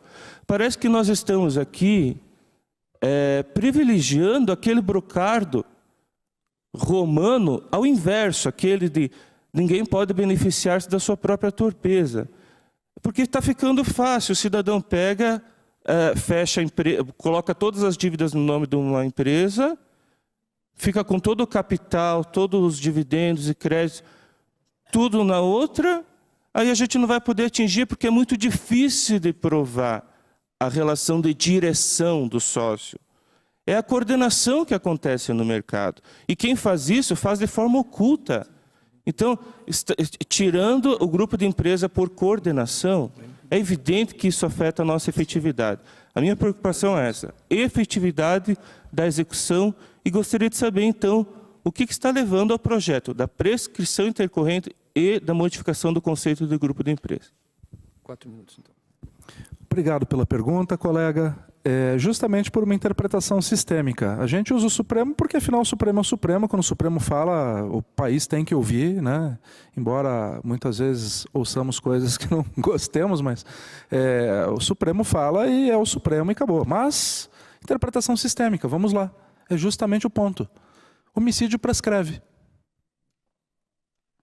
Homicídio prescreve. Mas dívida trabalhista não. Imagine. Mas o que é um homicídio? A vida, né? Não. Homicídio prescreve. Então, veja, por que os 2 anos? Porque é o prazo constitucional. Nós temos magistrados que aplicam prescrição intercorrente no Brasil e aplicam com prazo de 1 ano, aplicam sem que haja um critério, aplicam dizendo, olha, qualquer coisa que esteja parada há mais de 1 ano, manda arquivar. Certo? Nós criamos o método. São 2 anos, a parte tem que ter não atendido a um mandamento judicial para iniciar a fluência da prescrição. E um detalhe importante, ela pode pedir suspensão no processo 500 vezes que não há limitação. Entenderam? Então ainda houve um avanço em relação à prescrição intercorrente. Agora, nós permitimos que a parte vá pedindo a suspensão, porque a ideia não é privilegiar quem deve. Muito pelo contrário, é dar segurança jurídica. Né? Já que existe a prescrição, não vamos aqui filosofar sobre a prescrição, mas organicamente existe prescrição para homicídio. Por que não existe a prescrição na área trabalhista? Bem, sobre o grupo econômico. Hoje, a despersonalização da pessoa jurídica é feita praticamente sem critérios. Cada um tem um critério e cada um tem um critério. E isso faz com que pessoas que se afastaram da atividade econômica há muito tempo sejam alcançadas, muitas vezes, para pagar uma dívida de uma pessoa que nunca viram na vida. Ah, mas esteve no contrato social com 2% durante 60 dias, tem que pagar. Então vou pagar 2%, não paga tudo, depois você acerta com os sócios. Espera aí, quem que abrir empresa assim então? Eu vou pescar, vou surfar, vou fazer qualquer negócio, vou comprar imóvel. Vamos estimular então o quê? A aplicação financeira em vez do trabalho? Não, nós precisamos dar segurança jurídica. Então criamos o sistema de despersonalização que está no CPC. É difícil de provar? Não é difícil de provar. O sujeito está desfilando de carro importado, carro zero, o sujeito está levando uma vida incompatível com a que tem. O juiz vai ter liberdade para fazer a despersonalização. O que não dá é para bloquear o dinheiro primeiro e depois o sujeito vê o que é isso. Onde é que está contraditória, ampla defesa devido ao processo legal? Tudo isso também, assim, no balanceamento aí não conta muito para o empresário. O empresário que foi chamado de delinquente hoje. Se a nova lei passar, vocês vão ver o grau de delinquência do empresariado brasileiro. Meu Deus, o que é isso? Peguem os pequenos microempresários que abrem as portas todos os dias de manhã, que tem tanta dignidade quanto um trabalhador, que era desempregado até semana passada, e vejam se ele gosta de ouvir isso. Olha, o senhor está abrindo empresa, tem 3 empregados, o senhor é um delinquente em potencial. Pelo amor de Deus. Né? Em efetividade de execução. O sistema hoje é tão maravilhoso que, segundo dados do CNJ, Justiça em Números, anuário do ano passado, a Justiça brasileira tem taxa de congestionamento na execução de 86%. Nós gastamos 80 bilhões por ano na Justiça brasileira como um todo para resolver 14%. É dado do CNJ. A Justiça do Trabalho está um pouco melhor, 59% de taxa de congestionamento na execução. Então, há necessidade de mudança. Né? Esse projeto não foi feito por banqueiro. Esse projeto não foi feito por grandes interesses econômicos, não. Não foi. Isso aqui eu escrevi muito antes de começar a reforma trabalhista. E 80% disso aqui está lá dentro. Eu nem sabia que ia ter reforma trabalhista. Muita gente acompanhou isso aqui. Sabe onde está. A época que foi feita. Deu meu tempo. Reginaldo. Eu também não compreendo, Sandro, por que a prescrição intercorrente, mas acho que essa questão até não é tão relevante dentro do conjunto de maldades que o projeto traz. E você observar bem, a jurisprudência do Supremo é uma jurisprudência que eu acho que não é de 30 anos atrás, não, ela deve ter uns 50 ou 60 anos. Ela é relativa a uma ordem constitucional completamente diferente. E já que vamos adotar um prazo prescricional, por que 2 e não 5 anos? Não é? A prescrição para homicídio, mas de qual é o prazo? Não é? Sobre a delinquência empresarial, felizmente, a maioria dos empresários no Brasil é composta por gente honesta. Mas o que explica a existência de um número exacerbado de ações trabalhistas no Brasil não é a existência de empresários honestos.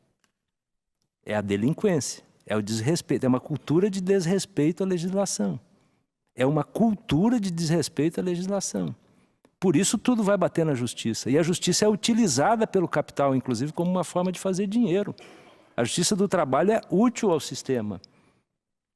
As pessoas querem que a justiça do trabalho continue funcionando dessa forma. Ela é útil ao sistema dessa forma. Quantos milhões de ações? 2 milhões de ações por ano?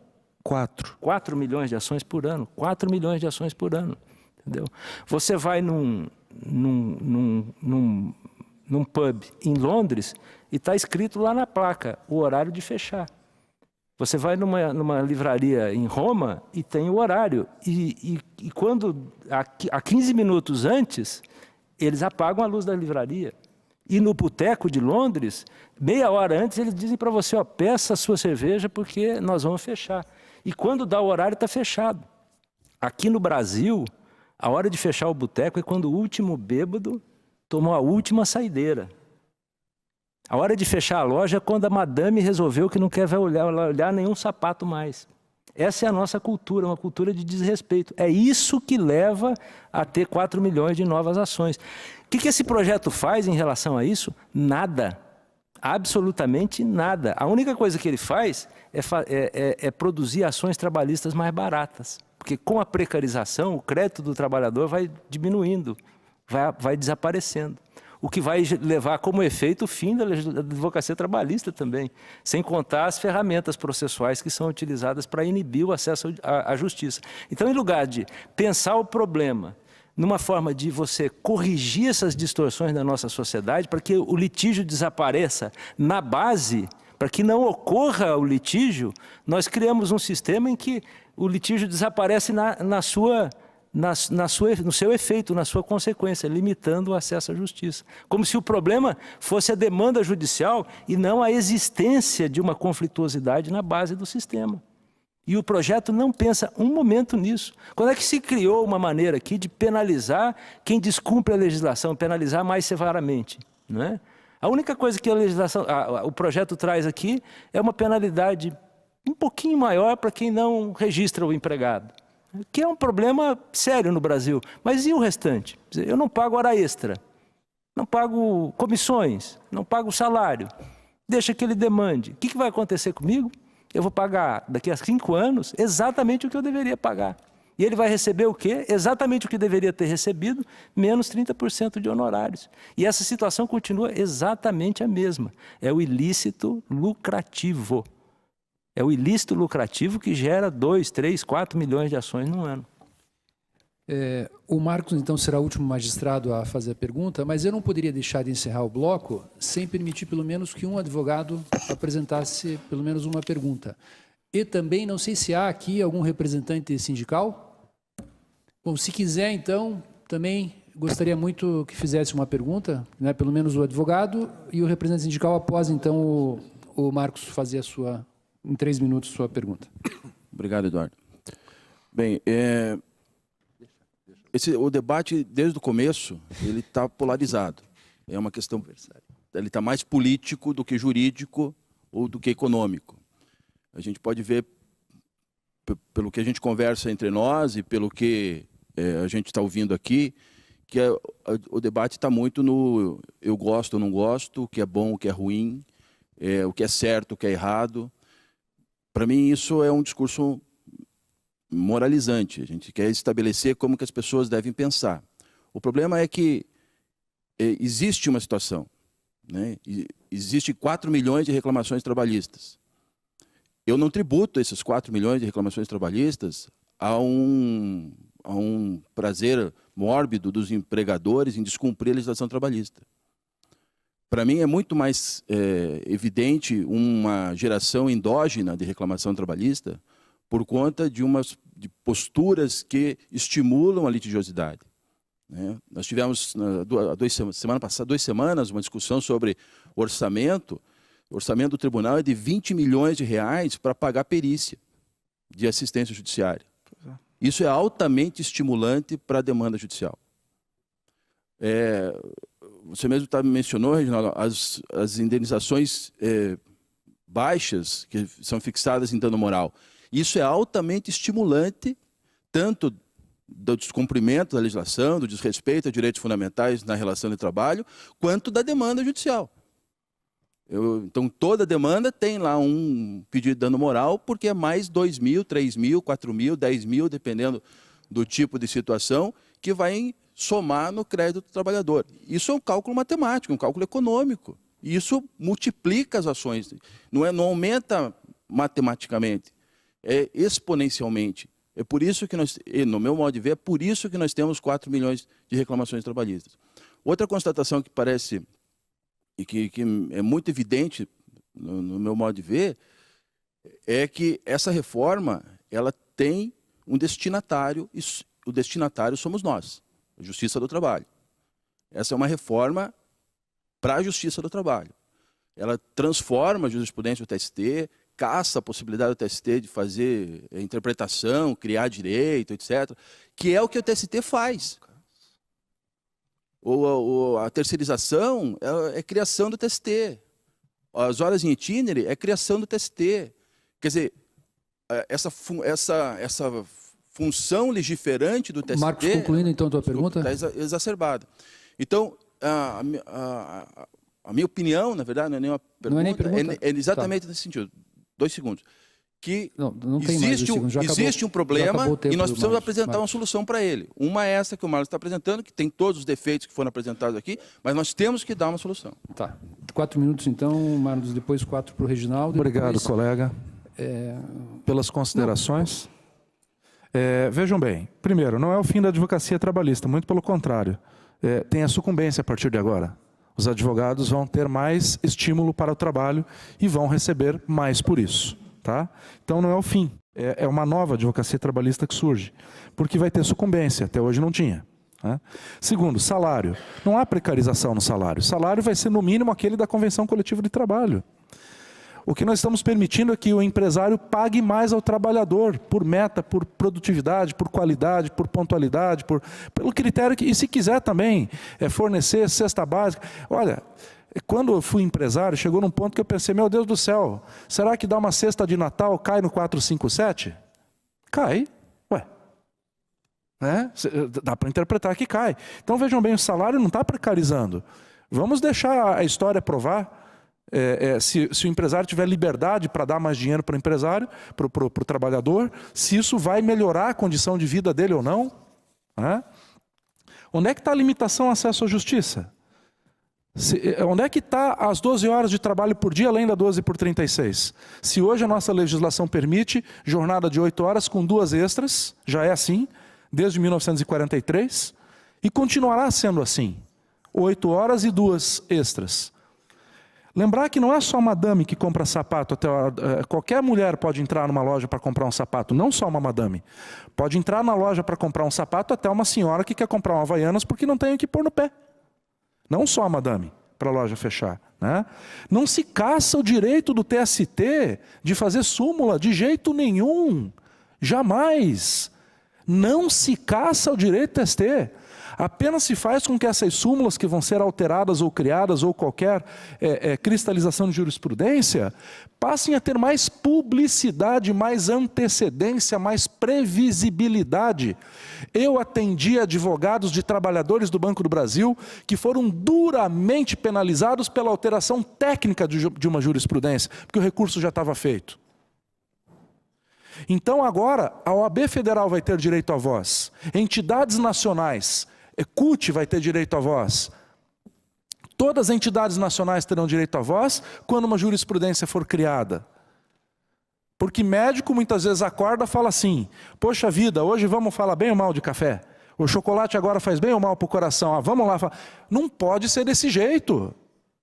Quantas súmulas nós tivemos que mudaram ultimamente de sim para não, de não para sim? Essa atitude legiferante do TST, que eu não vejo com tanta gravidade como o Congresso Nacional vê. O preposto tem que ser empregado. Em que lei que está escrito isso? Como é que você cria direitos, cria obrigações sem ter base legal? Você criar direito ainda vá, mas criar obrigação sem ter base legal. Aonde? Né? Então vejam, se a maioria dos empresários, como o colega colocou, são honestos e dignos e procuram cumprir a legislação, o que justifica então, no ano retrasado, 5 milhões de ações trabalhistas, no ano passado, 4 milhões de ações trabalhistas, 11 mil ações novas trabalhistas por dia? Né? Então, olha, eu teria muito a dizer aqui para todos vocês. Ultratividade. O Supremo já disse que não cabe ultratividade. Segundo lugar, se um grupo econômico forte molhar a mão de um sindicalista, porque José Afonso da Alegrave Neto disse no debate que fez comigo, que 80% dos sindicatos não prestam no Brasil. Entre aspas, que me permita o professor estimado querido da Alegrave. Ele disse no debate, ainda o questionei e ele reafirmou. Abre aspas, 80% não prestam no Brasil. E paga lá um dinheiro para fazer uma outra atividade, vai viver com aquilo pro resto da vida, então não tem que ter outra atividade.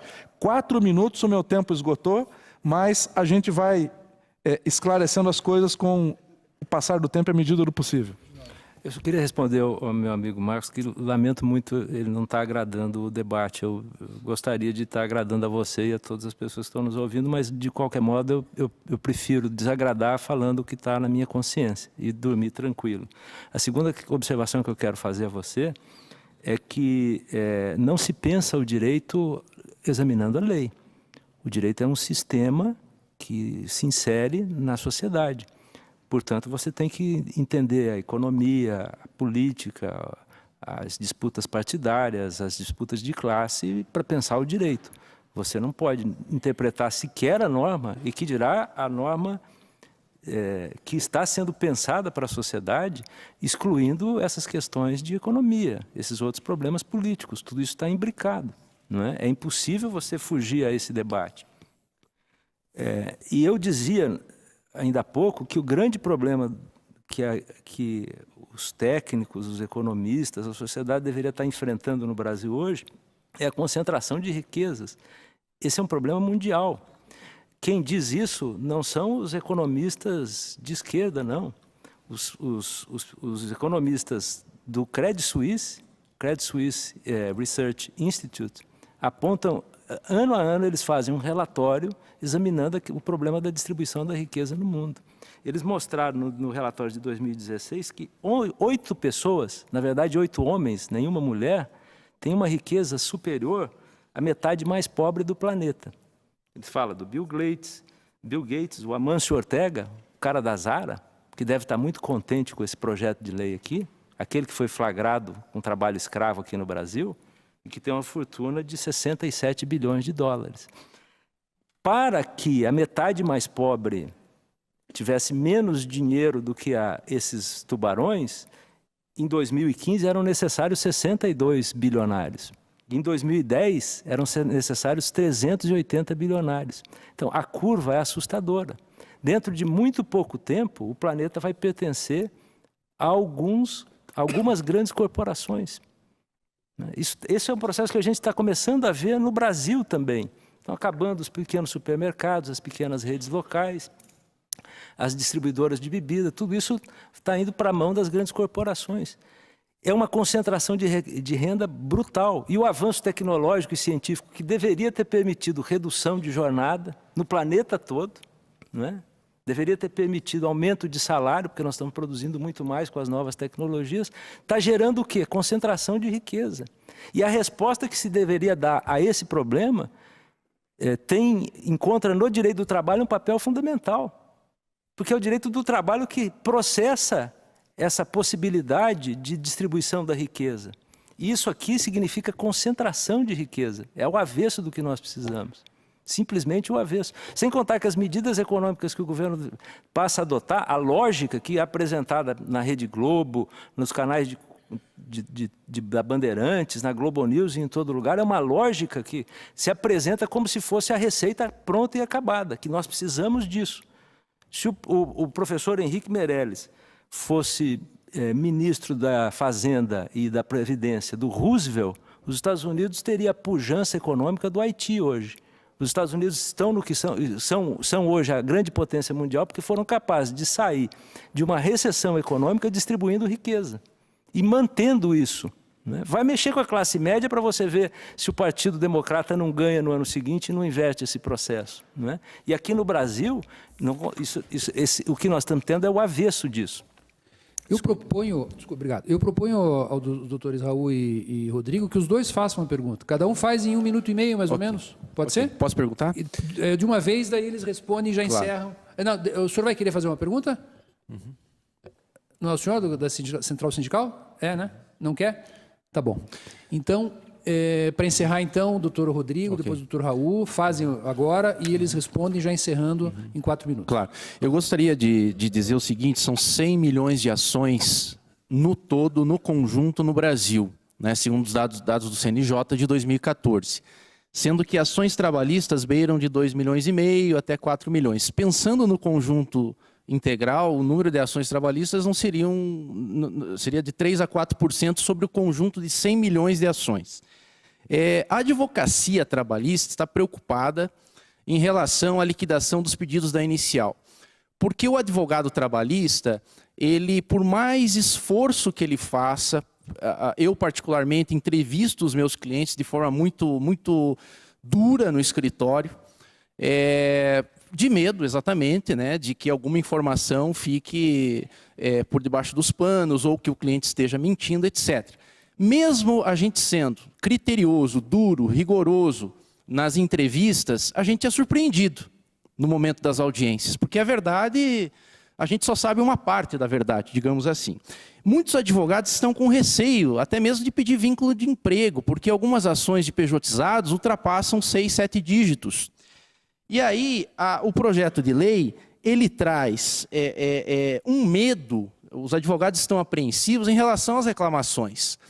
Porque a partir do momento que se exige a liquidação da inicial, e a partir do momento que há essa sucumbência, e considerando que o processo do trabalho, considerando que o direito do trabalho não nos dá uma prova pré-constituída, como no direito civil, a prova é precária, alguns advogados estão suscitando a possibilidade, se esta reforma passar, de começarem a ingressar com ações de exibição de documentos, antes mesmo de ingresso das reclamatórias trabalhistas propriamente ditas.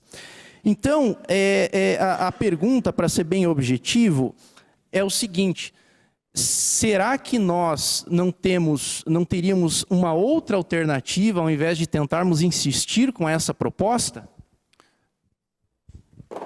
Seria exatamente nessa linha. Só deixa eu registrar que a melhor frase que eu ouvi aqui, a expressão, foi de teatro de horrores, que de fato a reforma fulmina o direito do trabalho. Ela é projetada para isso, para acabar com o direito do trabalho, não tem dúvida nenhuma. Agora, especificamente no campo, a esperança que se tinha é o quê? Que o judiciário pudesse mitigar um pouco a violência da reforma. Agora, há na reforma a introdução dessa questão, de forma absolutamente maliciosa, que é de apenar o empregado que questionar judicialmente com o pagamento de honorários advocatícios para a parte contrária para o empregador.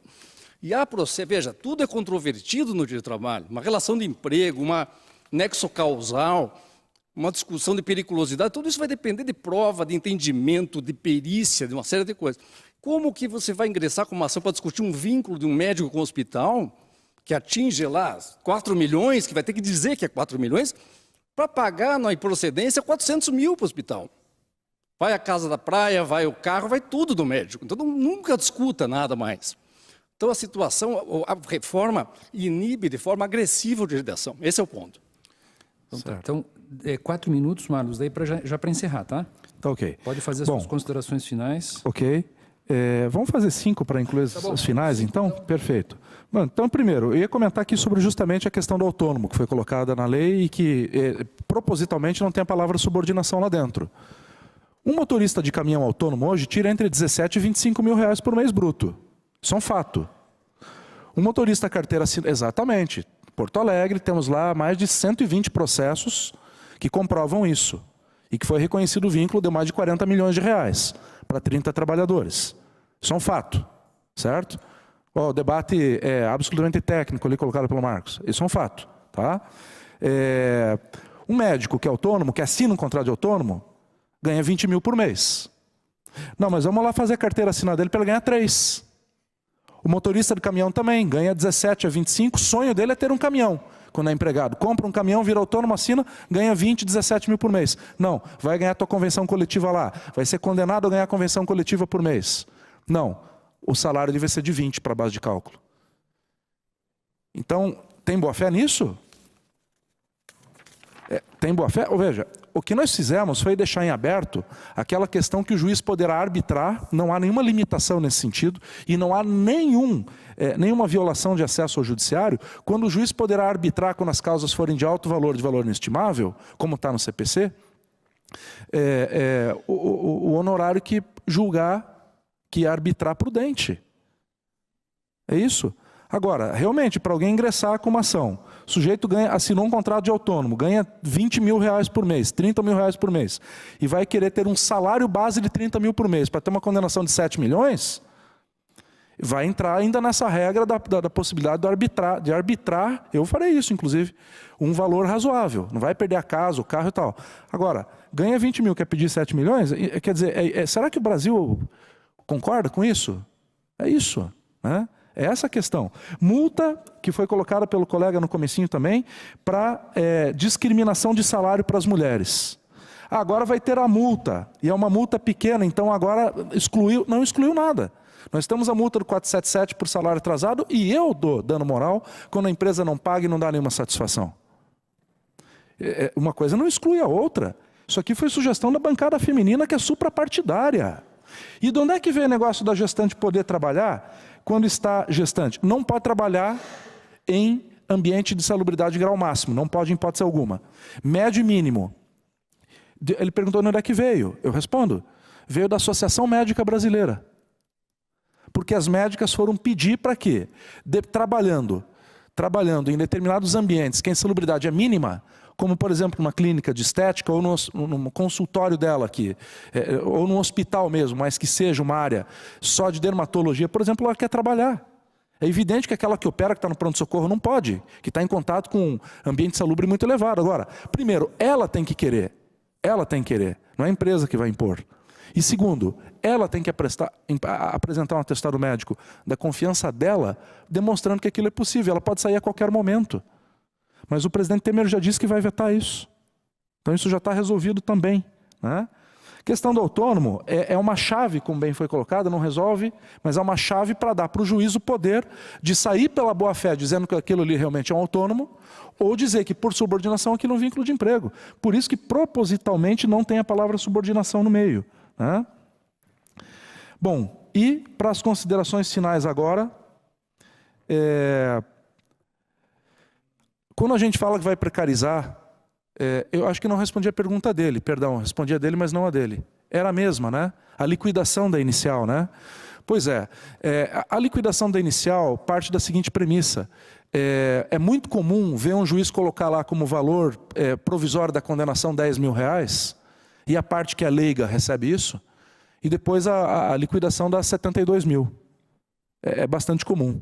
Então, é preciso ter noção do que está se pedindo, é preciso ter noção do que está se julgando com muita exatidão, com muita pontualidade. Isso já existe no rito sumaríssimo e não é muita novidade no direito brasileiro, né? Vai dar mais segurança jurídica para todos a liquidação do pedido, né? Saber exatamente o valor que está sendo pedido, né? Até para todos os fins, de honorário de sucumbência, de litigância de má-fé, valor da causa, etc. e tal.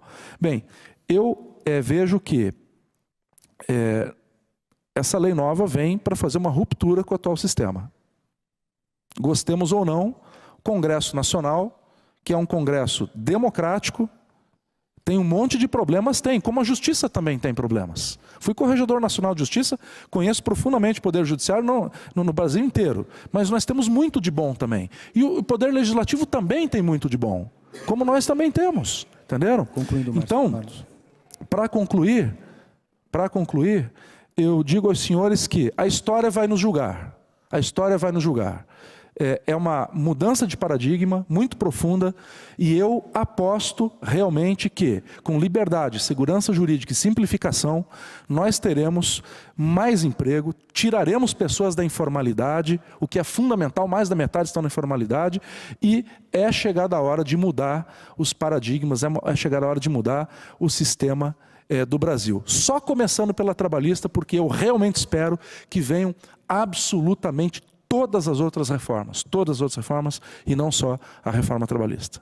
Muito obrigado a todos, obrigado pela compreensão e ouvirem até agora. Reginaldo. Olha, eu quero agradecer a oportunidade de ter participado deste debate e sublinhar ao colega Marlos que as críticas que nós formulamos, muitas vezes veementes, são críticas técnicas, não é nada pessoal, né? Pelo contrário, espero que a nossa amizade se aprofunde depois dessas experiências de debate. E espero ter a oportunidade, inclusive, de, num outro ambiente, ouvir você tocando sax, que é um instrumento que eu adoro também. Quem sabe alguma coisa da Elis Regina fica melhor ainda. Ao contrário do que... E também cumprimentar o Marlos, viu, pelo texto do projeto, né? Embora a sua filosofia tenha todos os problemas que a gente está tentando destacar, ele, do ponto de vista de técnica legislativa, é muito bom, né? Fica pior, inclusive, a gente atacar o projeto porque ele é bem elaborado. Eu sei que o relator do projeto lá na Câmara dos Deputados jamais seria capaz disso, porque é um cidadão que não sabe nem onde está o Amapá. Então, a gente tem que dar todo o mérito do projeto ao Dr. Marlos. E concluo só enfatizando aqueles aspectos que, na verdade, estão na coluna dorsal daquilo que eu tentei sustentar. O projeto tem várias inconstitucionalidades pontuais, o problema do teletrabalho, o problema disso, que eu não comentei aqui, de excluir da apreciação do judiciário alguns objetos ilícitos da negociação coletiva. E tem vários problemas de tratamento do trabalhador como um cidadão menor, né? Mas ele poderia ser considerado, no seu conjunto, inconstitucional porque representa um retrocesso social. O princípio do não retrocesso, curiosamente, no sistema brasileiro, ele está lá, foi talvez uma inspiração do modelo alemão e, paradoxalmente, foi objeto de algumas decisões do Supremo a partir de posição sustentada pelo ministro Gilmar Mendes, né? O princípio do não retrocesso social, já reconhecido na jurisprudência do Supremo, é altamente agredido. Nós viramos a roda da história ao contrário. E se a Constituição, e se o processo é íncito ao sistema constitucional, né, em relação aos direitos fundamentais do trabalhador, ele é mais claro ainda, porque o artigo 7º caput estabelece que a lei pode regular direitos para melhorar a condição social do trabalhador e não para piorar, não para restringir direitos como se faz aqui. Então eu concluiria sustentando que o projeto, no seu conjunto, é inconstitucional por esse aspecto, né? Se não fosse todos os outros problemas políticos, né? O Congresso Nacional não tem legitimidade, se tivesse também, não foi eleito com essa proposta, nenhum partido defendeu isso aqui na eleição. A candidata a presidente que foi eleita defendia o contrário e o vice foi eleito com ela, com base no mesmo programa. Vá lá no TSE, pegue o projeto que foi aprovado nas eleições e não tem nada disso. Isso é uma violência, isso é um golpe político contra a democracia. Seria bem razoável que eles propusessem isso na próxima eleição, discutissem com a sociedade na próxima eleição e depois aprovassem. Mas a toque de caixa, aproveitando uma crise, né? Isso é absolutamente injusto. E veja só, o que interessa hoje às grandes corporações, aos grandes grupos econômicos, é aprovar isso aqui. Se o presidente Temer não for capaz de liderar o processo de aprovação, eles vão rifar o sujeito e colocar outro no lugar para que aprovem. Porque a ideia aqui é aprovar a qualquer preço. Não sem razão, a Rede Globo, mentindo, começou a derrubada do presidente da República quando percebeu que ele já não tinha mais condições políticas de liderar a aprovação. É um golpe das grandes corporações a aprovação desse projeto. Muito obrigado. Obrigado. O Marlos quer dar um furo jornalístico ali. Vamos ver se não é isso que o Reginaldo acabou de anunciar. Olha, eu acabei de receber no WhatsApp, né? Eu liguei aqui o celular agora e acabou de chegar uma notícia que vai sair em 40 minutos, oficialmente, na Organização Internacional do Trabalho. Tá? O Brasil acabou de ser incluído na lista maior da OIT, porque houve uma denúncia sobre o projeto de lei, etc. e tal, lá na OIT. E eu até fui convidado para ir lá, mas entendi ficar melhor no Brasil, porque aqui que as coisas estão acontecendo. Foi uma outra equipe para a OIT tratar desse assunto. Acabou de chegar aqui, vai ser anunciado em 40 minutos que a OIT considera que o projeto de lei não é um teatro de horrores porque não botou o Brasil na lista menor, mas na lista maior. Então, vai ser divulgado em 40 minutos, os senhores poderão checar. E nós, brasileiros todos, independentemente, sabemos que estamos todos do mesmo lado, embora com pontos de vista, às vezes, antagônicos, mas queremos o melhor para o país, né? E a partir do momento que a OIT, que é o órgão máximo do trabalho no mundo, coloca o Brasil na lista maior, faça uma denúncia encaminhada pelo Ministério Público sobre o projeto de lei, nós temos, como brasileiros, ao menos, que comemorar. Está aí a notícia. Bom, então, só para encerrar, eu queria fazer duas observações. A primeira, que a escola cumpra o seu papel de espaço de debate, de espaço democrático e dialético de debate, e que vai se prosseguir ao longo do dia de hoje.